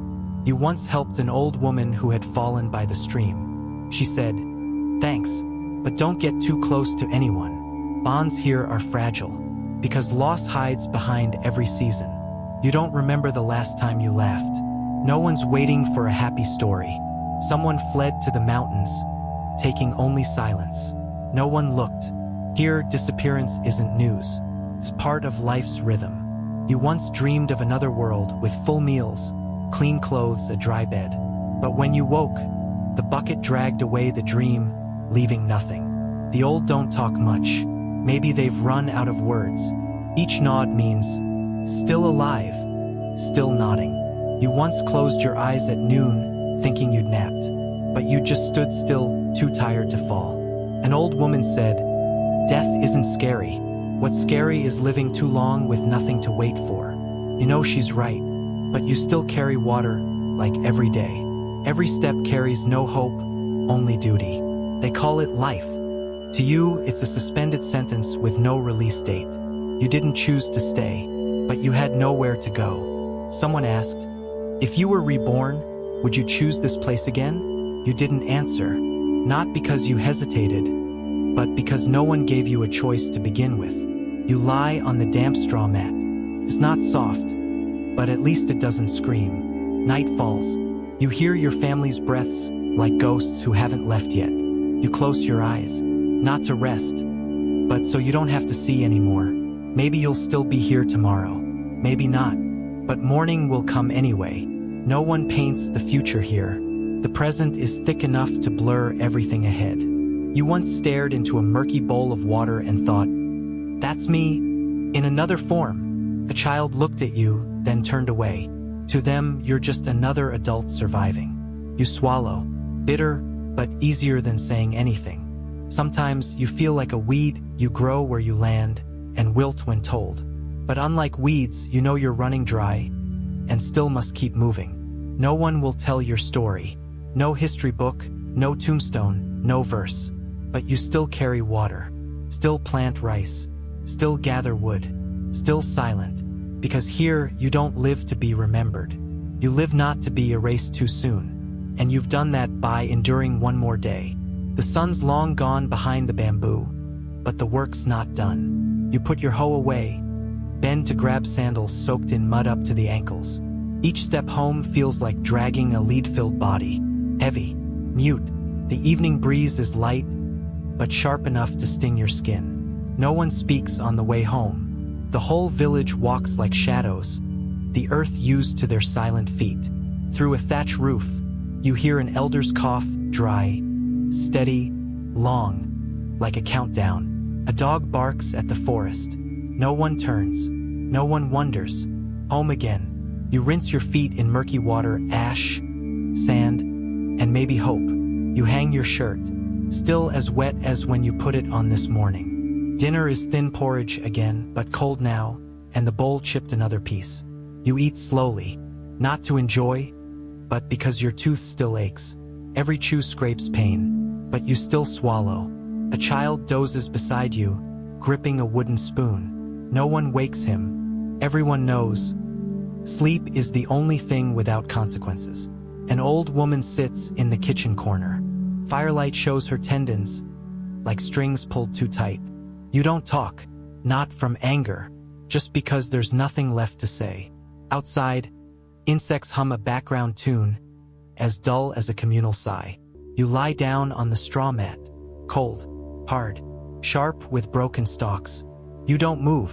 Every turn stabs like something inside just snapped. The ceiling stained with old smoke, blotches like footprints from days that will never return. Someone coughs, then silence. No one checks. No one moves. You look up, then shut your eyes. Not to dream, just hoping the mosquitoes don't wake you. Tonight, you don't bother pulling up the blanket. It's damp and useless. You hear your own breath, thin and tired, like a forgotten song. No one will remember what you did today. Neither do you, only that you didn't die. One more day survived. No applause. No well done. Just silence lying beside you like an old friend. You don't hope tomorrow will be better, just that it won't be worse. Your hands ache, legs heavy, eyes droop, stomach still empty, but your heart still beats.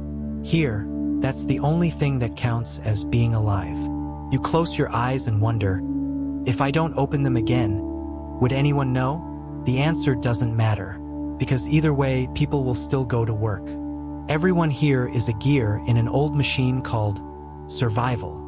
If one gear breaks, the rest must keep turning, no pause allowed. You breathe again, a little deeper, not to live, just to see if you're still breathing. Outside, footsteps pass by, slow, steady, unstopping. You know, that's just someone who finished surviving their day too. The ceiling is still there. The wind still blows. The dog still barks somewhere far. This world doesn't change for you. It just keeps moving, whether you're in it or not. And today, you're still here. That's all. No more, no less. On a nameless day, you survived in a way no one saw. So, you've lived a full day in Sengoku, Japan, in the rawest meaning of still breathing. No magic sword, no glory, no slow-motion shots in golden rice fields. Just mud, sweat, lice, hunger, and sighs instead of greetings. You didn't save the world. You couldn't even save yourself from a bedbug. No star-crossed love. No tearful dialogue. The only thing bothering you all day was your waistband and that swollen molar. If this is the past you once romanticized through movies, my condolences. You fell in love with an old painting and forgot it was painted in blood and dung. Now, feel free to sit up, take a breath and ask, did I really want to go back there? Maybe you still do, if you're looking for an emergency weight loss plan, or if you're bored enough to experience dying slowly in full detail. But if it's just because modern life feels too stressful, remember, no one in this video got to choose how they lived. They just did one thing each day, survive long enough to see sunset. And you, with Wi-Fi, hot water, and a soft bed, you've already won. Don't ask for straw. Next time you complain about no milk in the fridge, remember you once ate husk porridge. Next time you get one mosquito bite, remember you once slept with a lice dynasty. And if one day you say, I wish I lived in the past, replay this video from the part where you scratched your head and found a pea-sized louse. Now, turn off the lights, pull up your blanket, and congratulations, you just survived a historical illusion. Oh, if you're not asleep yet, stay tuned for the next story. It's just as wild, I promise. Ha ha ha. Hey guys, today I want to tell you a strange and slightly chilling story about the final days of Queen Elizabeth I. She ruled England for 45 years, transforming it from a fragile kingdom into a formidable empire. But in the end, Elizabeth did not pass away amid applause, but in silence, loneliness, and a very human fear. No heroic declaration, no historic last words. She simply stood still and gradually faded away from the world. Records from the time say she refused to lie down for days, afraid that if she did, she would never wake up again. And indeed, she stood like that until her body no longer had the strength to keep her alive. Have you ever wondered, what could make such a powerful woman feel fear like a child? Was it illness, the dread of aging, or the weight of past decisions coming back to haunt her? In this video, we'll explore every small detail to understand what really happened. And if you find untold historical stories like this one fascinating, don't forget to like, subscribe, and hit the bell so you won't miss the next part. Back to the story. It was spring of 1603 at Richmond Palace, where Elizabeth spent her final days. She wouldn't let doctors in, wouldn't allow anyone to mention death, and wouldn't let anyone touch her. The servants were only allowed to stand outside, listen quietly, and wait for something. But nothing came. No cries of pain, no calls for help. Only an old woman standing motionless, eyes wide open, not knowing if she was still alive or slowly leaving. Many later said the room barely felt alive, as if life had slipped away long before anyone realized. For hours on end, she said nothing, ate nothing, drank nothing. She just stood there. Some say it was the final pride of a queen. Others believed it was a long, drawn-out delirium. But everyone agreed on one thing. No one had ever died in such a strange way. And what frightened people most was that no one dared to say she had died. Until several days later, the room where Elizabeth spent her last days didn't feel like a place for the living. It felt like a waiting room for death, but no one dared to say it aloud. Everything was covered in red velvet, but the curtains were always drawn, as if even sunlight was not allowed to disturb her. The chair by the window still bore dried tea stains. No one had seen her touch her final meal. No voices, no music, no signs of ordinary life. Servants were ordered not to enter unless called, but that call never came. She didn't lie down, didn't rest. For 3 straight days she stood without stepping even half a foot away. No one in the room dared admit they might be looking at someone who was already dead, but not yet declared. One servant whispered that her eyes were empty, unblinking, unresponsive, just staring into space. They kept replacing the candles, because she wouldn't allow the darkness to enter. But that light, some said, was even more terrifying. Some believed she was still conscious. Others thought she was already gone. Only her body hadn't collapsed yet. The royal physicians were present, but none dared step through the door. They left written messages, hoping for a reply, but no one knew if those notes were ever opened. Fear began creeping in, not just because she might have died, but because no one wanted to be the first to say it. A young maid said she tried to get close, to listen for breath, but in the end, she stepped back, too afraid of the answer she might hear. Because if the queen was still alive and angry, the consequences would not be pleasant at all. But no one wanted to just stand there, waiting in silence, in a room that felt like it had stopped breathing. Some rotated shifts, just to escape the feeling that the room itself was watching them. Elizabeth's fingers began to curl, her face sunken, yet no one made any official move. No cry of pain, no final words, no clear movement to confirm what had happened. They say there was a moment, just a few seconds, when the entire room fell into absolute stillness.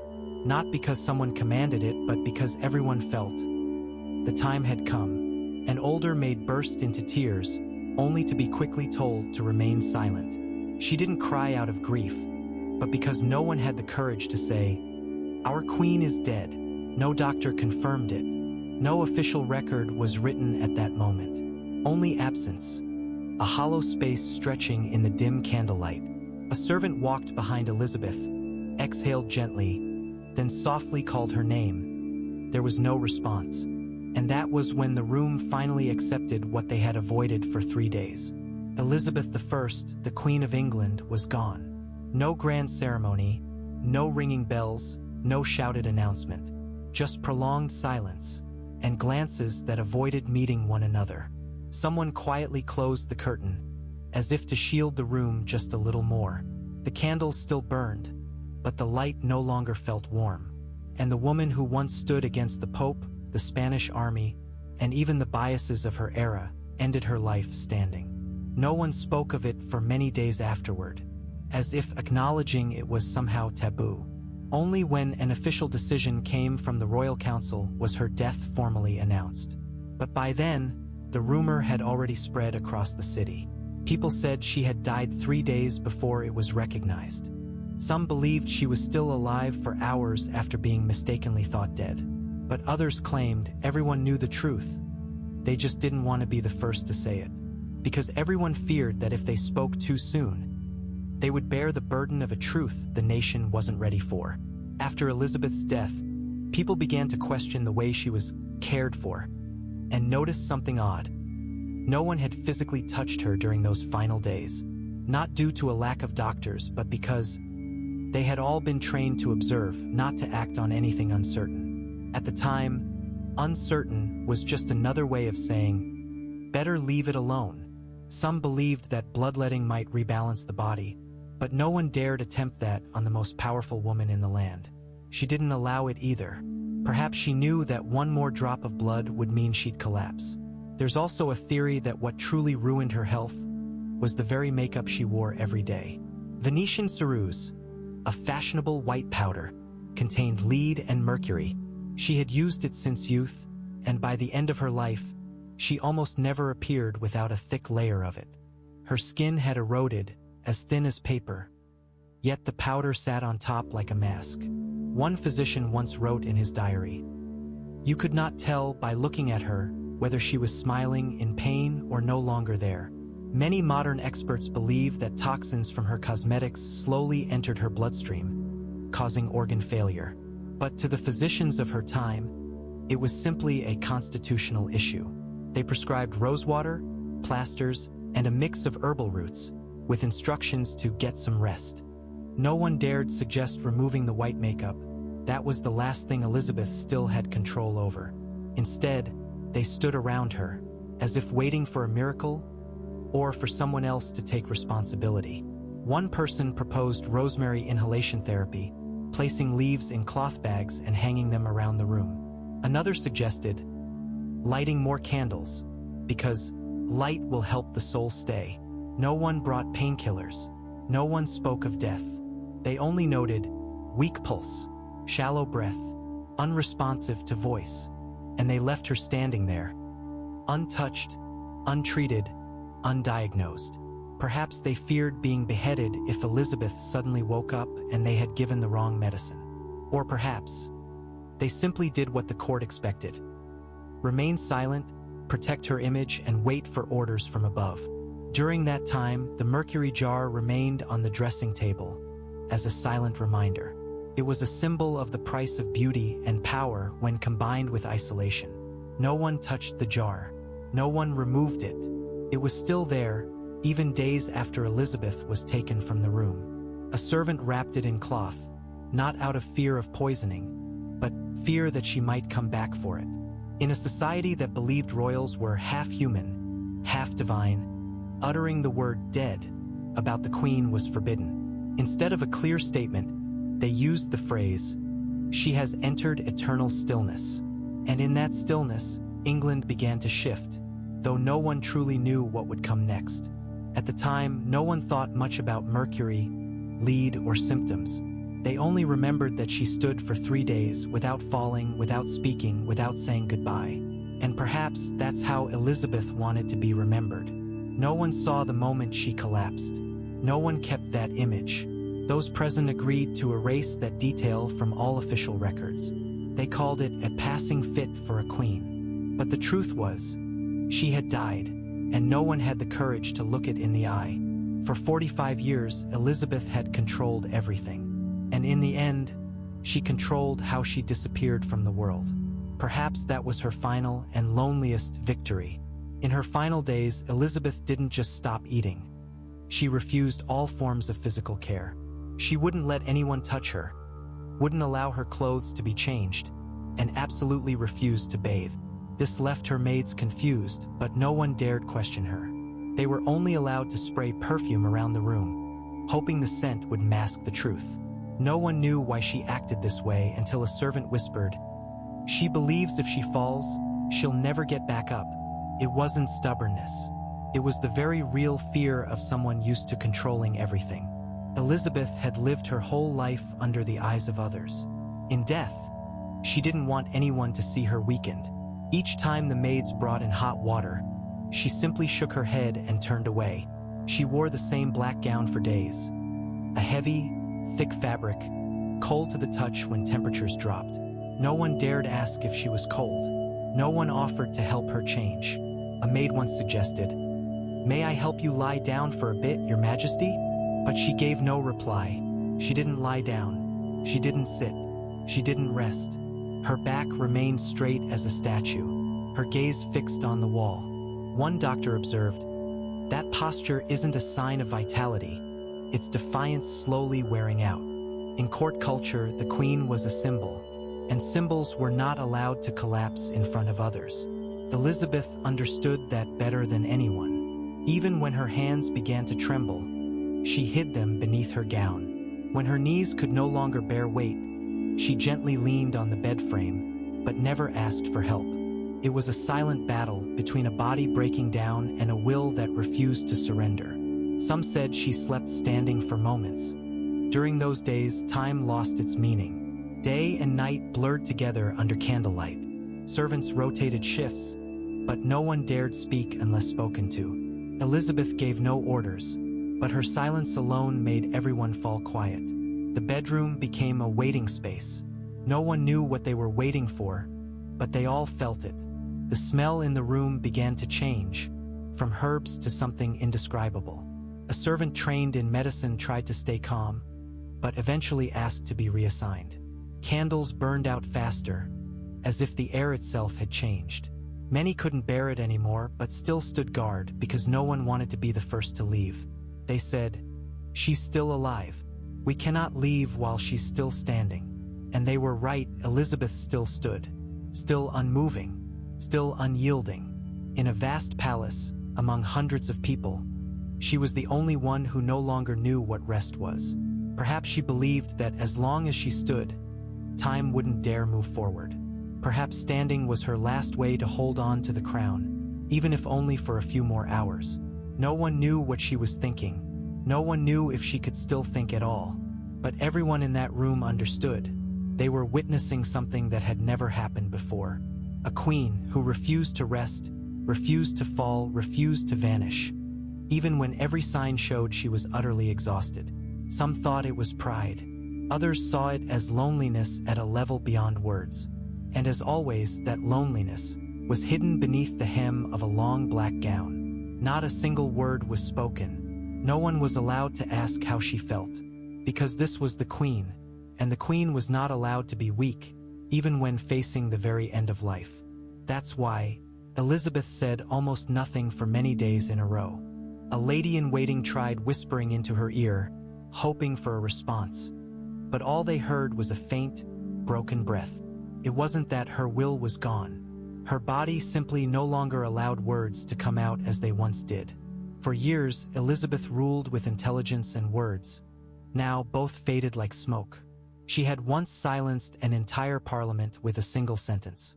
Now, she couldn't even hear her own voice. One doctor suspected her mouth had begun to decay due to metal compounds in her makeup sinking too deep. The attendants noticed something had changed. Every time she tried to move her lips, no sound came out. The closest person to her saw. Her tongue had darkened, as if blood no longer flowed properly. Her teeth, already weak, had become loose and visibly discolored. Her smile, once a political weapon, was no longer an expression, but a painful memory. Some believed Elizabeth suffered from a long-standing mouth infection, but no one dared to treat it. There were no antibiotics, no anesthetics, and no one would dare suggest pulling the Queen's teeth. Even a mild fever could turn fatal, especially in a body already worn out. But that exhaustion didn't come overnight. It built up through years of enduring, maintaining image, and living under absolute pressure. An old maid who had served her since youth recalled, "I've never seen her this weak, yet I've also never seen her let it show." And that was the tragedy. Elizabeth wouldn't let anyone see her pain, even when it had reached the bone. Someone tried offering her warm honey water, but she wouldn't open her mouth. Another gently placed a hand on her shoulder, hoping for a confirming glance. There was no response, no rejection, no agreement. She simply stood there, mouth closed, gaze scattered, and all that was once speech, now gone. A young servant whispered, "If this is a performance, she's the only one who knows when to drop the curtain." But the performance dragged on, and the audience began to worry they might not last until the end. No one spoke for her. No one had the authority to say what the entire nation was waiting to hear. And so they waited, in silence, waiting until the final word that no one heard no longer had a chance to exist. In the diary of a courtier, a line was written, "We were forbidden from saying the end, but silence spoke for us." No one recorded Elizabeth's last words, because perhaps there were none. Greatness doesn't always die to applause. Sometimes it vanishes in a room no one dares breathe loudly in. And so, words, the very thing that once empowered her, were the first to abandon her. The last doctor left the room without saying a word, leaving only a simple note, no longer responsive. It wasn't a diagnosis.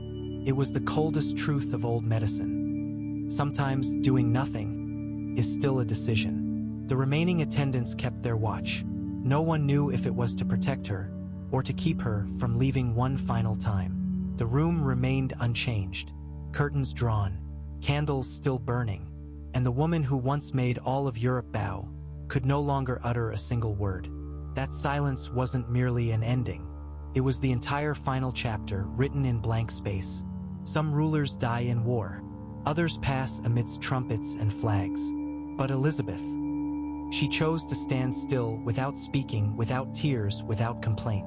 That ending, so quiet it would be disrespectful to try making it louder than it truly was. And in the dim candlelight, an era came to a close, not with bells, but with a mouth fully sealed shut. No farewell was needed, no rushed funeral, only a woman standing, then quietly walking into the next world. The greatest issue wasn't that she had died. It was that no one dared say it first. She still stood, body leaning slightly, eyes half open, hands hanging loosely. But there was no movement, no breath flickering through the candlelight. A guard whispered, "If she's alive, why is she so cold?" Another replied, "If she's dead, how is she still standing?" No one stepped forward to check. No one wanted to be the first to touch the Queen, even just to be sure.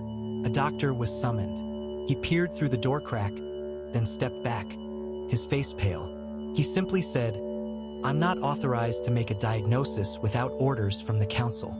And so the entire court watched. No one left the room, but no one approached either. A motionless figure stood at the center of an empire, freezing everyone's thoughts. The candles burned to their ends, wax dripping to the floor like signs of what no one dared say aloud. A maid sobbed silently, but no one comforted her, because everyone was staring in the same direction. Seconds stretched into minutes, minutes into hours. No one knew exactly when it started or when it might end. Some began to breathe heavily, others clenched their robes tightly just to stay grounded. Then, a faint sound, a soft rustle of fabric, but no one could tell where it came from. All eyes turned to Elizabeth. No change, no reaction. That was when everyone understood. This was no longer a living person, but not yet someone gone. A liminal space freezing the room in suspended time. No one spoke, no one moved, and in that moment, perhaps everyone thought the same thing. If she's still here, what are we supposed to do? A young soldier trembled and slowly backed toward the door, as if fearing the hovering truth might cling to him. An old advisor murmured something in Latin, sounding like a plea for peace. No one scolded him, for no one knew what else to do. The bravest lady-in-waiting placed her hand on her chest, not on the queen's, but on her own, just to check that she was still alive. A strange moment when the living began to question their own reality, because one person had stood too long in silence. At last, a voice broke the stillness, softly, slowly. Perhaps it's time, but no one replied, no one reacted, no one moved, and so they all stood a little longer, not because they didn't know what had happened, but because no one wanted to bear the weight of ending an era. She still stood, and until someone officially declared otherwise, she was still the queen. After everything settled, people began to ask questions, not about how she lived, but why she died the way she did. Medical scholars in later centuries tried to reanalyze the symptoms. Exhaustion, silence, loss of reflex, and standing motionless for days. Some suggested an infectious disease, but if that were true, why didn't anyone else in the palace get sick? Others leaned toward a cardiac cause, but no one ever checked her pulse in those final moments. A common theory is heavy metal poisoning, mercury, lead, and compounds in her cosmetics. Modern doctors agree that with prolonged use and unregulated doses, that could very well be the cause. But one theory still unsettles many, that her death might not have been natural. No one dared say poisoned, but everyone knew the court had no shortage of people eager to see the throne vacant. Elizabeth never married. No children, no official heir declared while she was still conscious. And in that very vacuum, ambition spread like fog through the palace. Many of her closest advisors had quietly reached out to potential successors, even while she was still alive. James VI of Scotland, a distant relative, began to appear in private discussions. Those who had once sworn loyalty to Elizabeth were now calculating their places in the next court. And the striking thing was, everyone knew her health was declining, but no one stepped in to stop it. They didn't harm her, but they didn't save her either. No one brought better medicine. No one insisted she rest. No one dared go against her will to preserve her life. Because if she lived just a few months longer, many plans would be delayed. Many promotions wouldn't happen. In a palace full of power, sometimes the quickest way up is to wait for the one above to disappear. A clerk wrote in his diary, "No one said it aloud, but I had the feeling they were letting her go." A young physician once asked, "Why don't we at least try to save her one more time?" But no one replied, because the real answer was too hard to say and too easy to be blamed for. Even before the funeral was held, many had already switched the emblems on their coats. The first letter sent to Scotland was signed before her death was officially announced. Queen Elizabeth wasn't murdered, but she also wasn't kept alive. And in that fragile in-between, many had already found new places for themselves. One courtier whispered, "She left as she lived, needing no one, relying on no one." But another countered, "Not needing, or simply having no one left." In the royal quarters, rumors spread faster than orders from the council. Some said Elizabeth chose that moment, so no one else could control her fate. Others believed that moment wasn't hers to choose.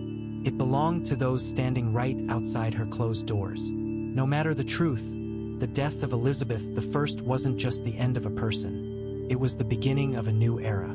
With every knock on a door, someone new rose. With every farewell, a whisper of power was exchanged. And while the nation wore black, the victors were already choosing new colors to wear. The throne hadn't even cooled, but the game had begun long before.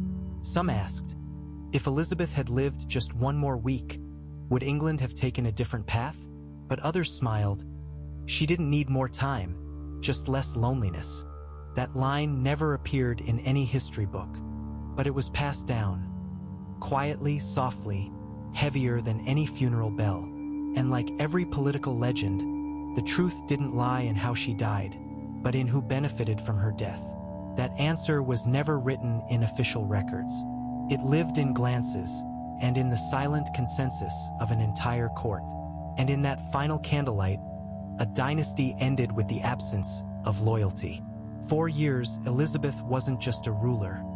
She was a symbol, her face on coins, her portrait in every major building. Her name was a declaration. Her voice was policy.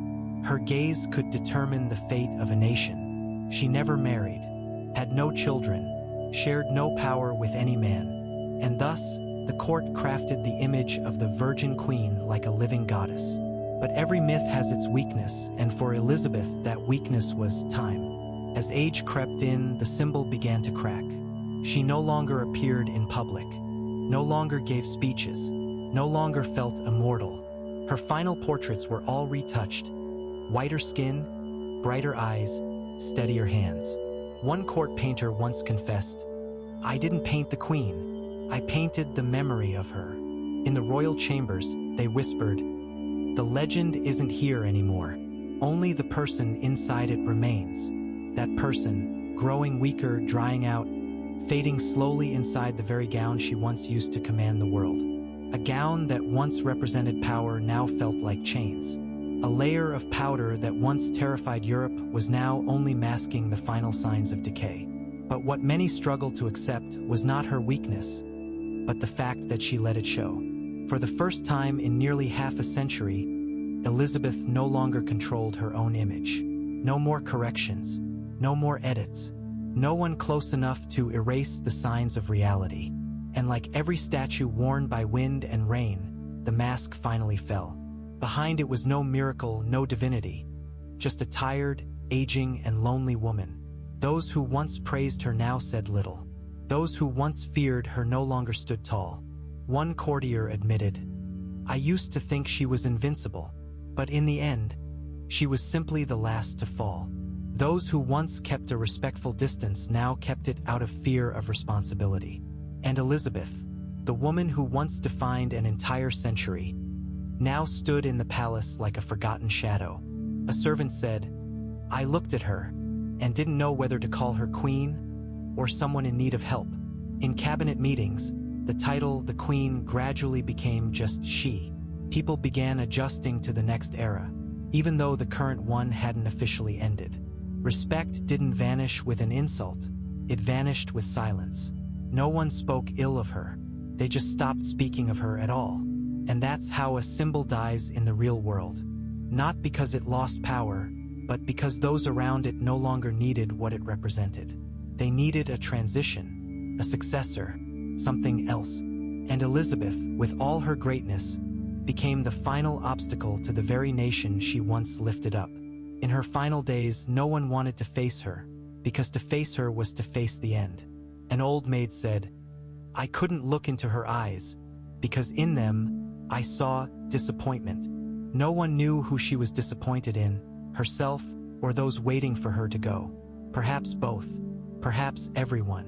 Perhaps no one mattered anymore. In the end, that symbol didn't break from outside pressure. It crumbled from not being sincerely upheld. Elizabeth didn't lose the throne because of a coup. She lost it because no one lifted it for her anymore.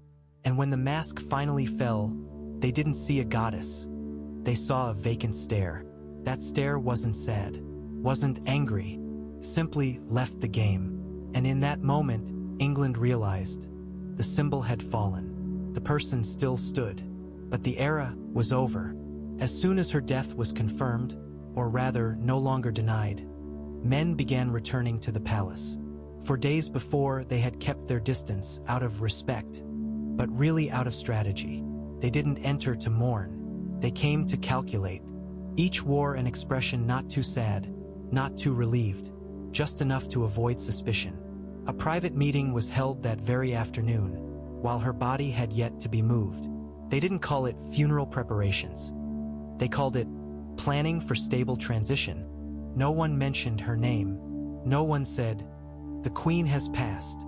They used the phrase, "The current situation requires swift action." Some whispered about the will. Others debated locking the royal study. Every person present had once bowed to her. Now they bowed only to the moment. One of them muttered, "We must maintain appearances, at least until the funeral." Another replied, "And afterward, any appearance will do." They discussed succession, but the big decisions had already been made. A letter to Scotland had been sealed that morning, and everyone knew it. The public announcement was delayed until the next morning, not out of respect, but to prepare the official speech. In the meantime, a group began logging everything. Who entered, who stood where, who held the study key. Not to record history, but to make sure no one could accuse anyone later. The death of a queen is sensitive, but the death of a dynasty is an opportunity. They checked the seal box, financial records, and signed documents. Some papers were quietly taken. No one asked, no one stopped them. And in the middle of it all, Elizabeth still stood, or lay, or had already been moved. No one remembered for sure, because by then all attention had shifted from the person to the power. In England's history, rarely has someone who just died been forgotten so quickly. One of her former advisors, on his way out, paused for a second, looking at the seat where she used to hold court. He said nothing, gave no bow, just turned away. And so, the Elizabethan era ended, not with a proclamation, but with the sound of footsteps leaving the room where power once lived. The gentlemen resumed their work. Meetings, letters, orders, currency printing. No one asked where she would be buried. No one needed that answer immediately, because the more important question had already been answered. Who's next? And once that answer was clear, everything else was just ceremony. Elizabeth left no heir, and that was no accident. She once declared, "I am married to England." That quote was once printed with pride, etched into books, engraved on walls. But when she died, the nation realized, a marriage without children leaves behind many voids. No one was clearly designated. No one was publicly endorsed by Elizabeth while she was alive. The council tried to hide their confusion, but internal records showed they had debated the next in line for years. Many candidates were considered. Most were distant relatives or former political rivals. James VI of Scotland emerged as the safest option, not because he was loved, but because few choices remained. Elizabeth's decision not to marry was once hailed as proof of her independence. But after her death, it became evidence of a dynasty without a successor. Historians call it the silent succession crisis. No civil war, no power grabs, but also no clear sense of what to do next. A nobleman whispered over dinner, "If she had a son, things would have been simpler." Another replied, "And if she had a daughter, would the court have accepted her?" And so all speculation ended with a silent nod, because no one can rewrite the past. Some said Elizabeth was too stubborn. Others believed she deliberately left no successor to retain control of her legacy. Some even thought she trusted no one strong enough to carry it on, or that no one was worthy. But regardless of reason, the fact remained. The next morning, England woke up without a legitimate head of state. Foreign envoys sent letters asking for clarity. No one dared respond directly. Newspapers hesitated to print the news. Clergy waited for official word from the palace. And meanwhile, political factions began to move. Subtly, skillfully, and without delay. A dynasty had ended, and everyone wanted a seat at the beginning of the next. Those who once praised Elizabeth were now reading speeches welcoming the new king. No one betrayed her. They just adapted very quickly. And England, The land once ruled by a formidable woman now placed its hopes in a man who had never lived in London. Some commoners were worried, others hopeful for change, but all could sense this. When Elizabeth died, a part of the nation's identity died with her. She had once been the constant in a chaotic world. Now that world had lost its axis, and no one was sure if the new one would spin true. A preacher said in his sermon, "God took her, but gave her no one to leave behind." That line was quoted for years, not because it was poetic, but because it hurt with truth. Elizabeth's legacy wasn't a successor, but a string of unanswered questions. Questions about womanhood, about leadership, about the loneliness of holding absolute power for nearly 50 years. Some said she sacrificed personal happiness for an ideal, but others shrugged. Or maybe she simply didn't trust anyone enough to share the throne. The truth probably lies somewhere in between. Like her image. Not fully pitiful, but not entirely admirable either. Elizabeth was a complex person, and death didn't make things any clearer. On the contrary, it revealed this: the price of a great reign is the emptiness it leaves behind. A nation lost its guide. A throne had no one ready to sit upon it. And all that remained was her name, carved in cold stone, but never quite carved into any heart completely. When the council officially confirmed the Queen's death, the next step wasn't burial. It was performance. The first thing they did wasn't pray, they called for a makeup artist. She hadn't moved in 3 days. And now, everything needed to be adjusted to look royal. The maids, dressed in black, with trembling hands and empty eyes, looked as if they were preparing a mannequin, not a woman. They cleansed her face with rosewater, added another layer of white powder, just like every time Elizabeth prepared to appear. But this time, she no longer looked in the mirror. One maid whispered beside her, "We must make her as beautiful as she was in life." But everyone knew this was just a shell.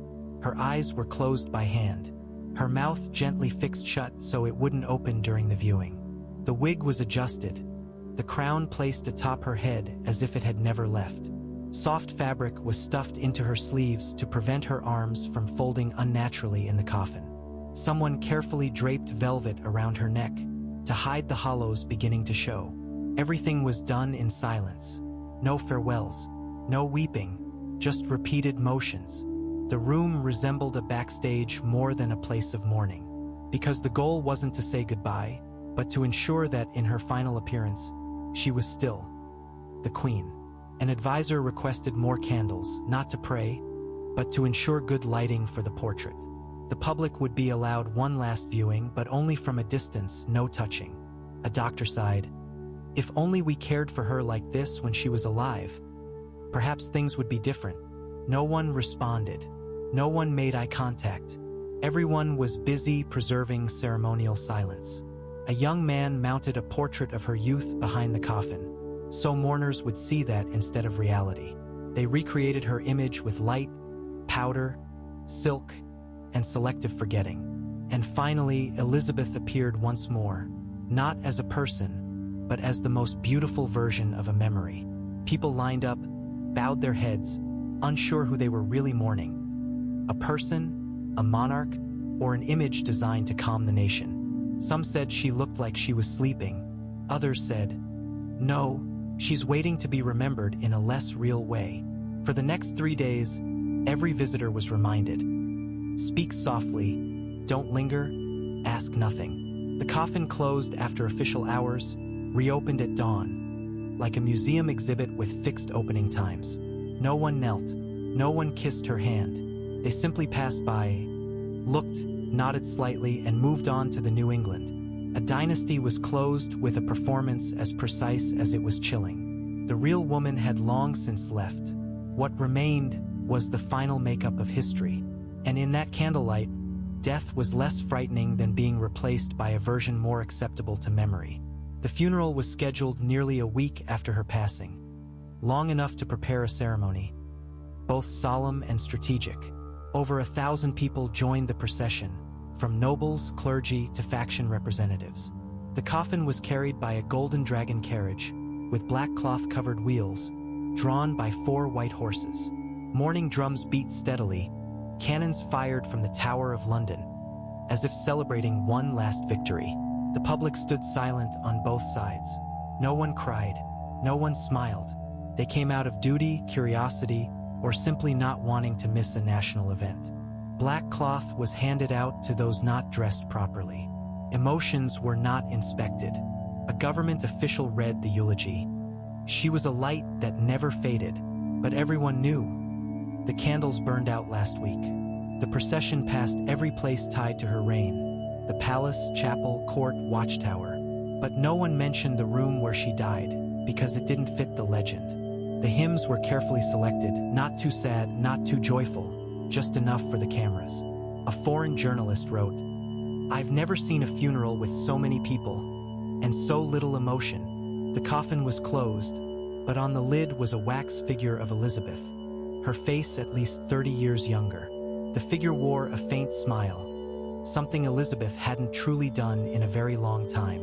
The crowd passed by, looked at the statue, and appeared moved, as if they truly believed she had gone in peace. But those who had lived close to her knew peace was never something she had. The quietest moment of the funeral came when the drums stopped. But it was also when someone shouted, "God save the next king." No one mentioned the name Elizabeth anymore. All her emblems were taken down the moment the cannons fired. Some quietly turned away, not out of sorrow, but because they knew the old era had just been locked away by politics. She was buried at Westminster, beside her sister Mary, the same sister she had once refused to be buried next to. But history does not ask the dead for their opinion. History arranges what's convenient. Churches across the nation held prayers simultaneously, as a way to synchronize emotion. But everyone knew, emotion isn't synchronized. It's choreographed to appear that way. An old monk muttered, "I don't feel her soul here, only the echo of what power once was." On the way home, the crowd began talking about the new king. Some even debated whether James would reform the church laws or rule with the same long, quiet grip as his predecessor. No one asked what happened in her room during those final days. No one wanted to know. A young priest said, "If we make the funeral big enough, people won't ask too many questions." And that's exactly what happened.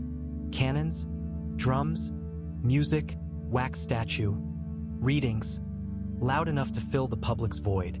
But to the few who truly loved her, the funeral wasn't a tribute. It was a formal way to legalize her replacement. A servant stood far in the back, not invited, and said one thing, "That's not her." And someone beside him sighed, "But that's what people want to see." The truth, as always, had no place in the ceremony. Only the ritual necessity did. A funeral isn't to say goodbye. It's to declare, the old reign is over. A few weeks later, preparations for James's coronation began, and people started calling Elizabeth the former monarch. Her period was rewritten as a comma in a new sentence. Flags with her image were rolled up and stored. No one knew when they'd be needed again. But for many, Elizabeth's funeral wasn't an ending. It was the day they were forced to accept that what was once great was no longer guarded. And no matter how many drums, cannons, or kind words were spoken, no one could replace the presence that once made a nation fall silent. The dead can be canonized in speech, but only the living decide if they're remembered. In this case, the living chose to move on, without looking back. The funeral ended with a choir, but the loudest sound was the footsteps of important men walking away. No one lingered too long. No one looked back one last time. A century ended not with a sob, but with a checklist of things to change in the next reign. Elizabeth was once the center. Now she was a footnote in a lesson, easily skipped if no one asked. The funeral didn't make people remember her more. It just helped them move on faster. And beneath the firework farewell, perhaps she understood that too. Silent in life, painted in death, and finished with drums that weren't meant just for her. It wasn't just a funeral. It was a lesson on how power ends while everyone's still pretending. The day Elizabeth was buried was also the day James was officially called King of England. There was no time for prolonged remembrance. History had already turned the page. James came from Scotland, bringing a new accent, a new advisory board, and a smile just reassuring enough. He didn't need to do much.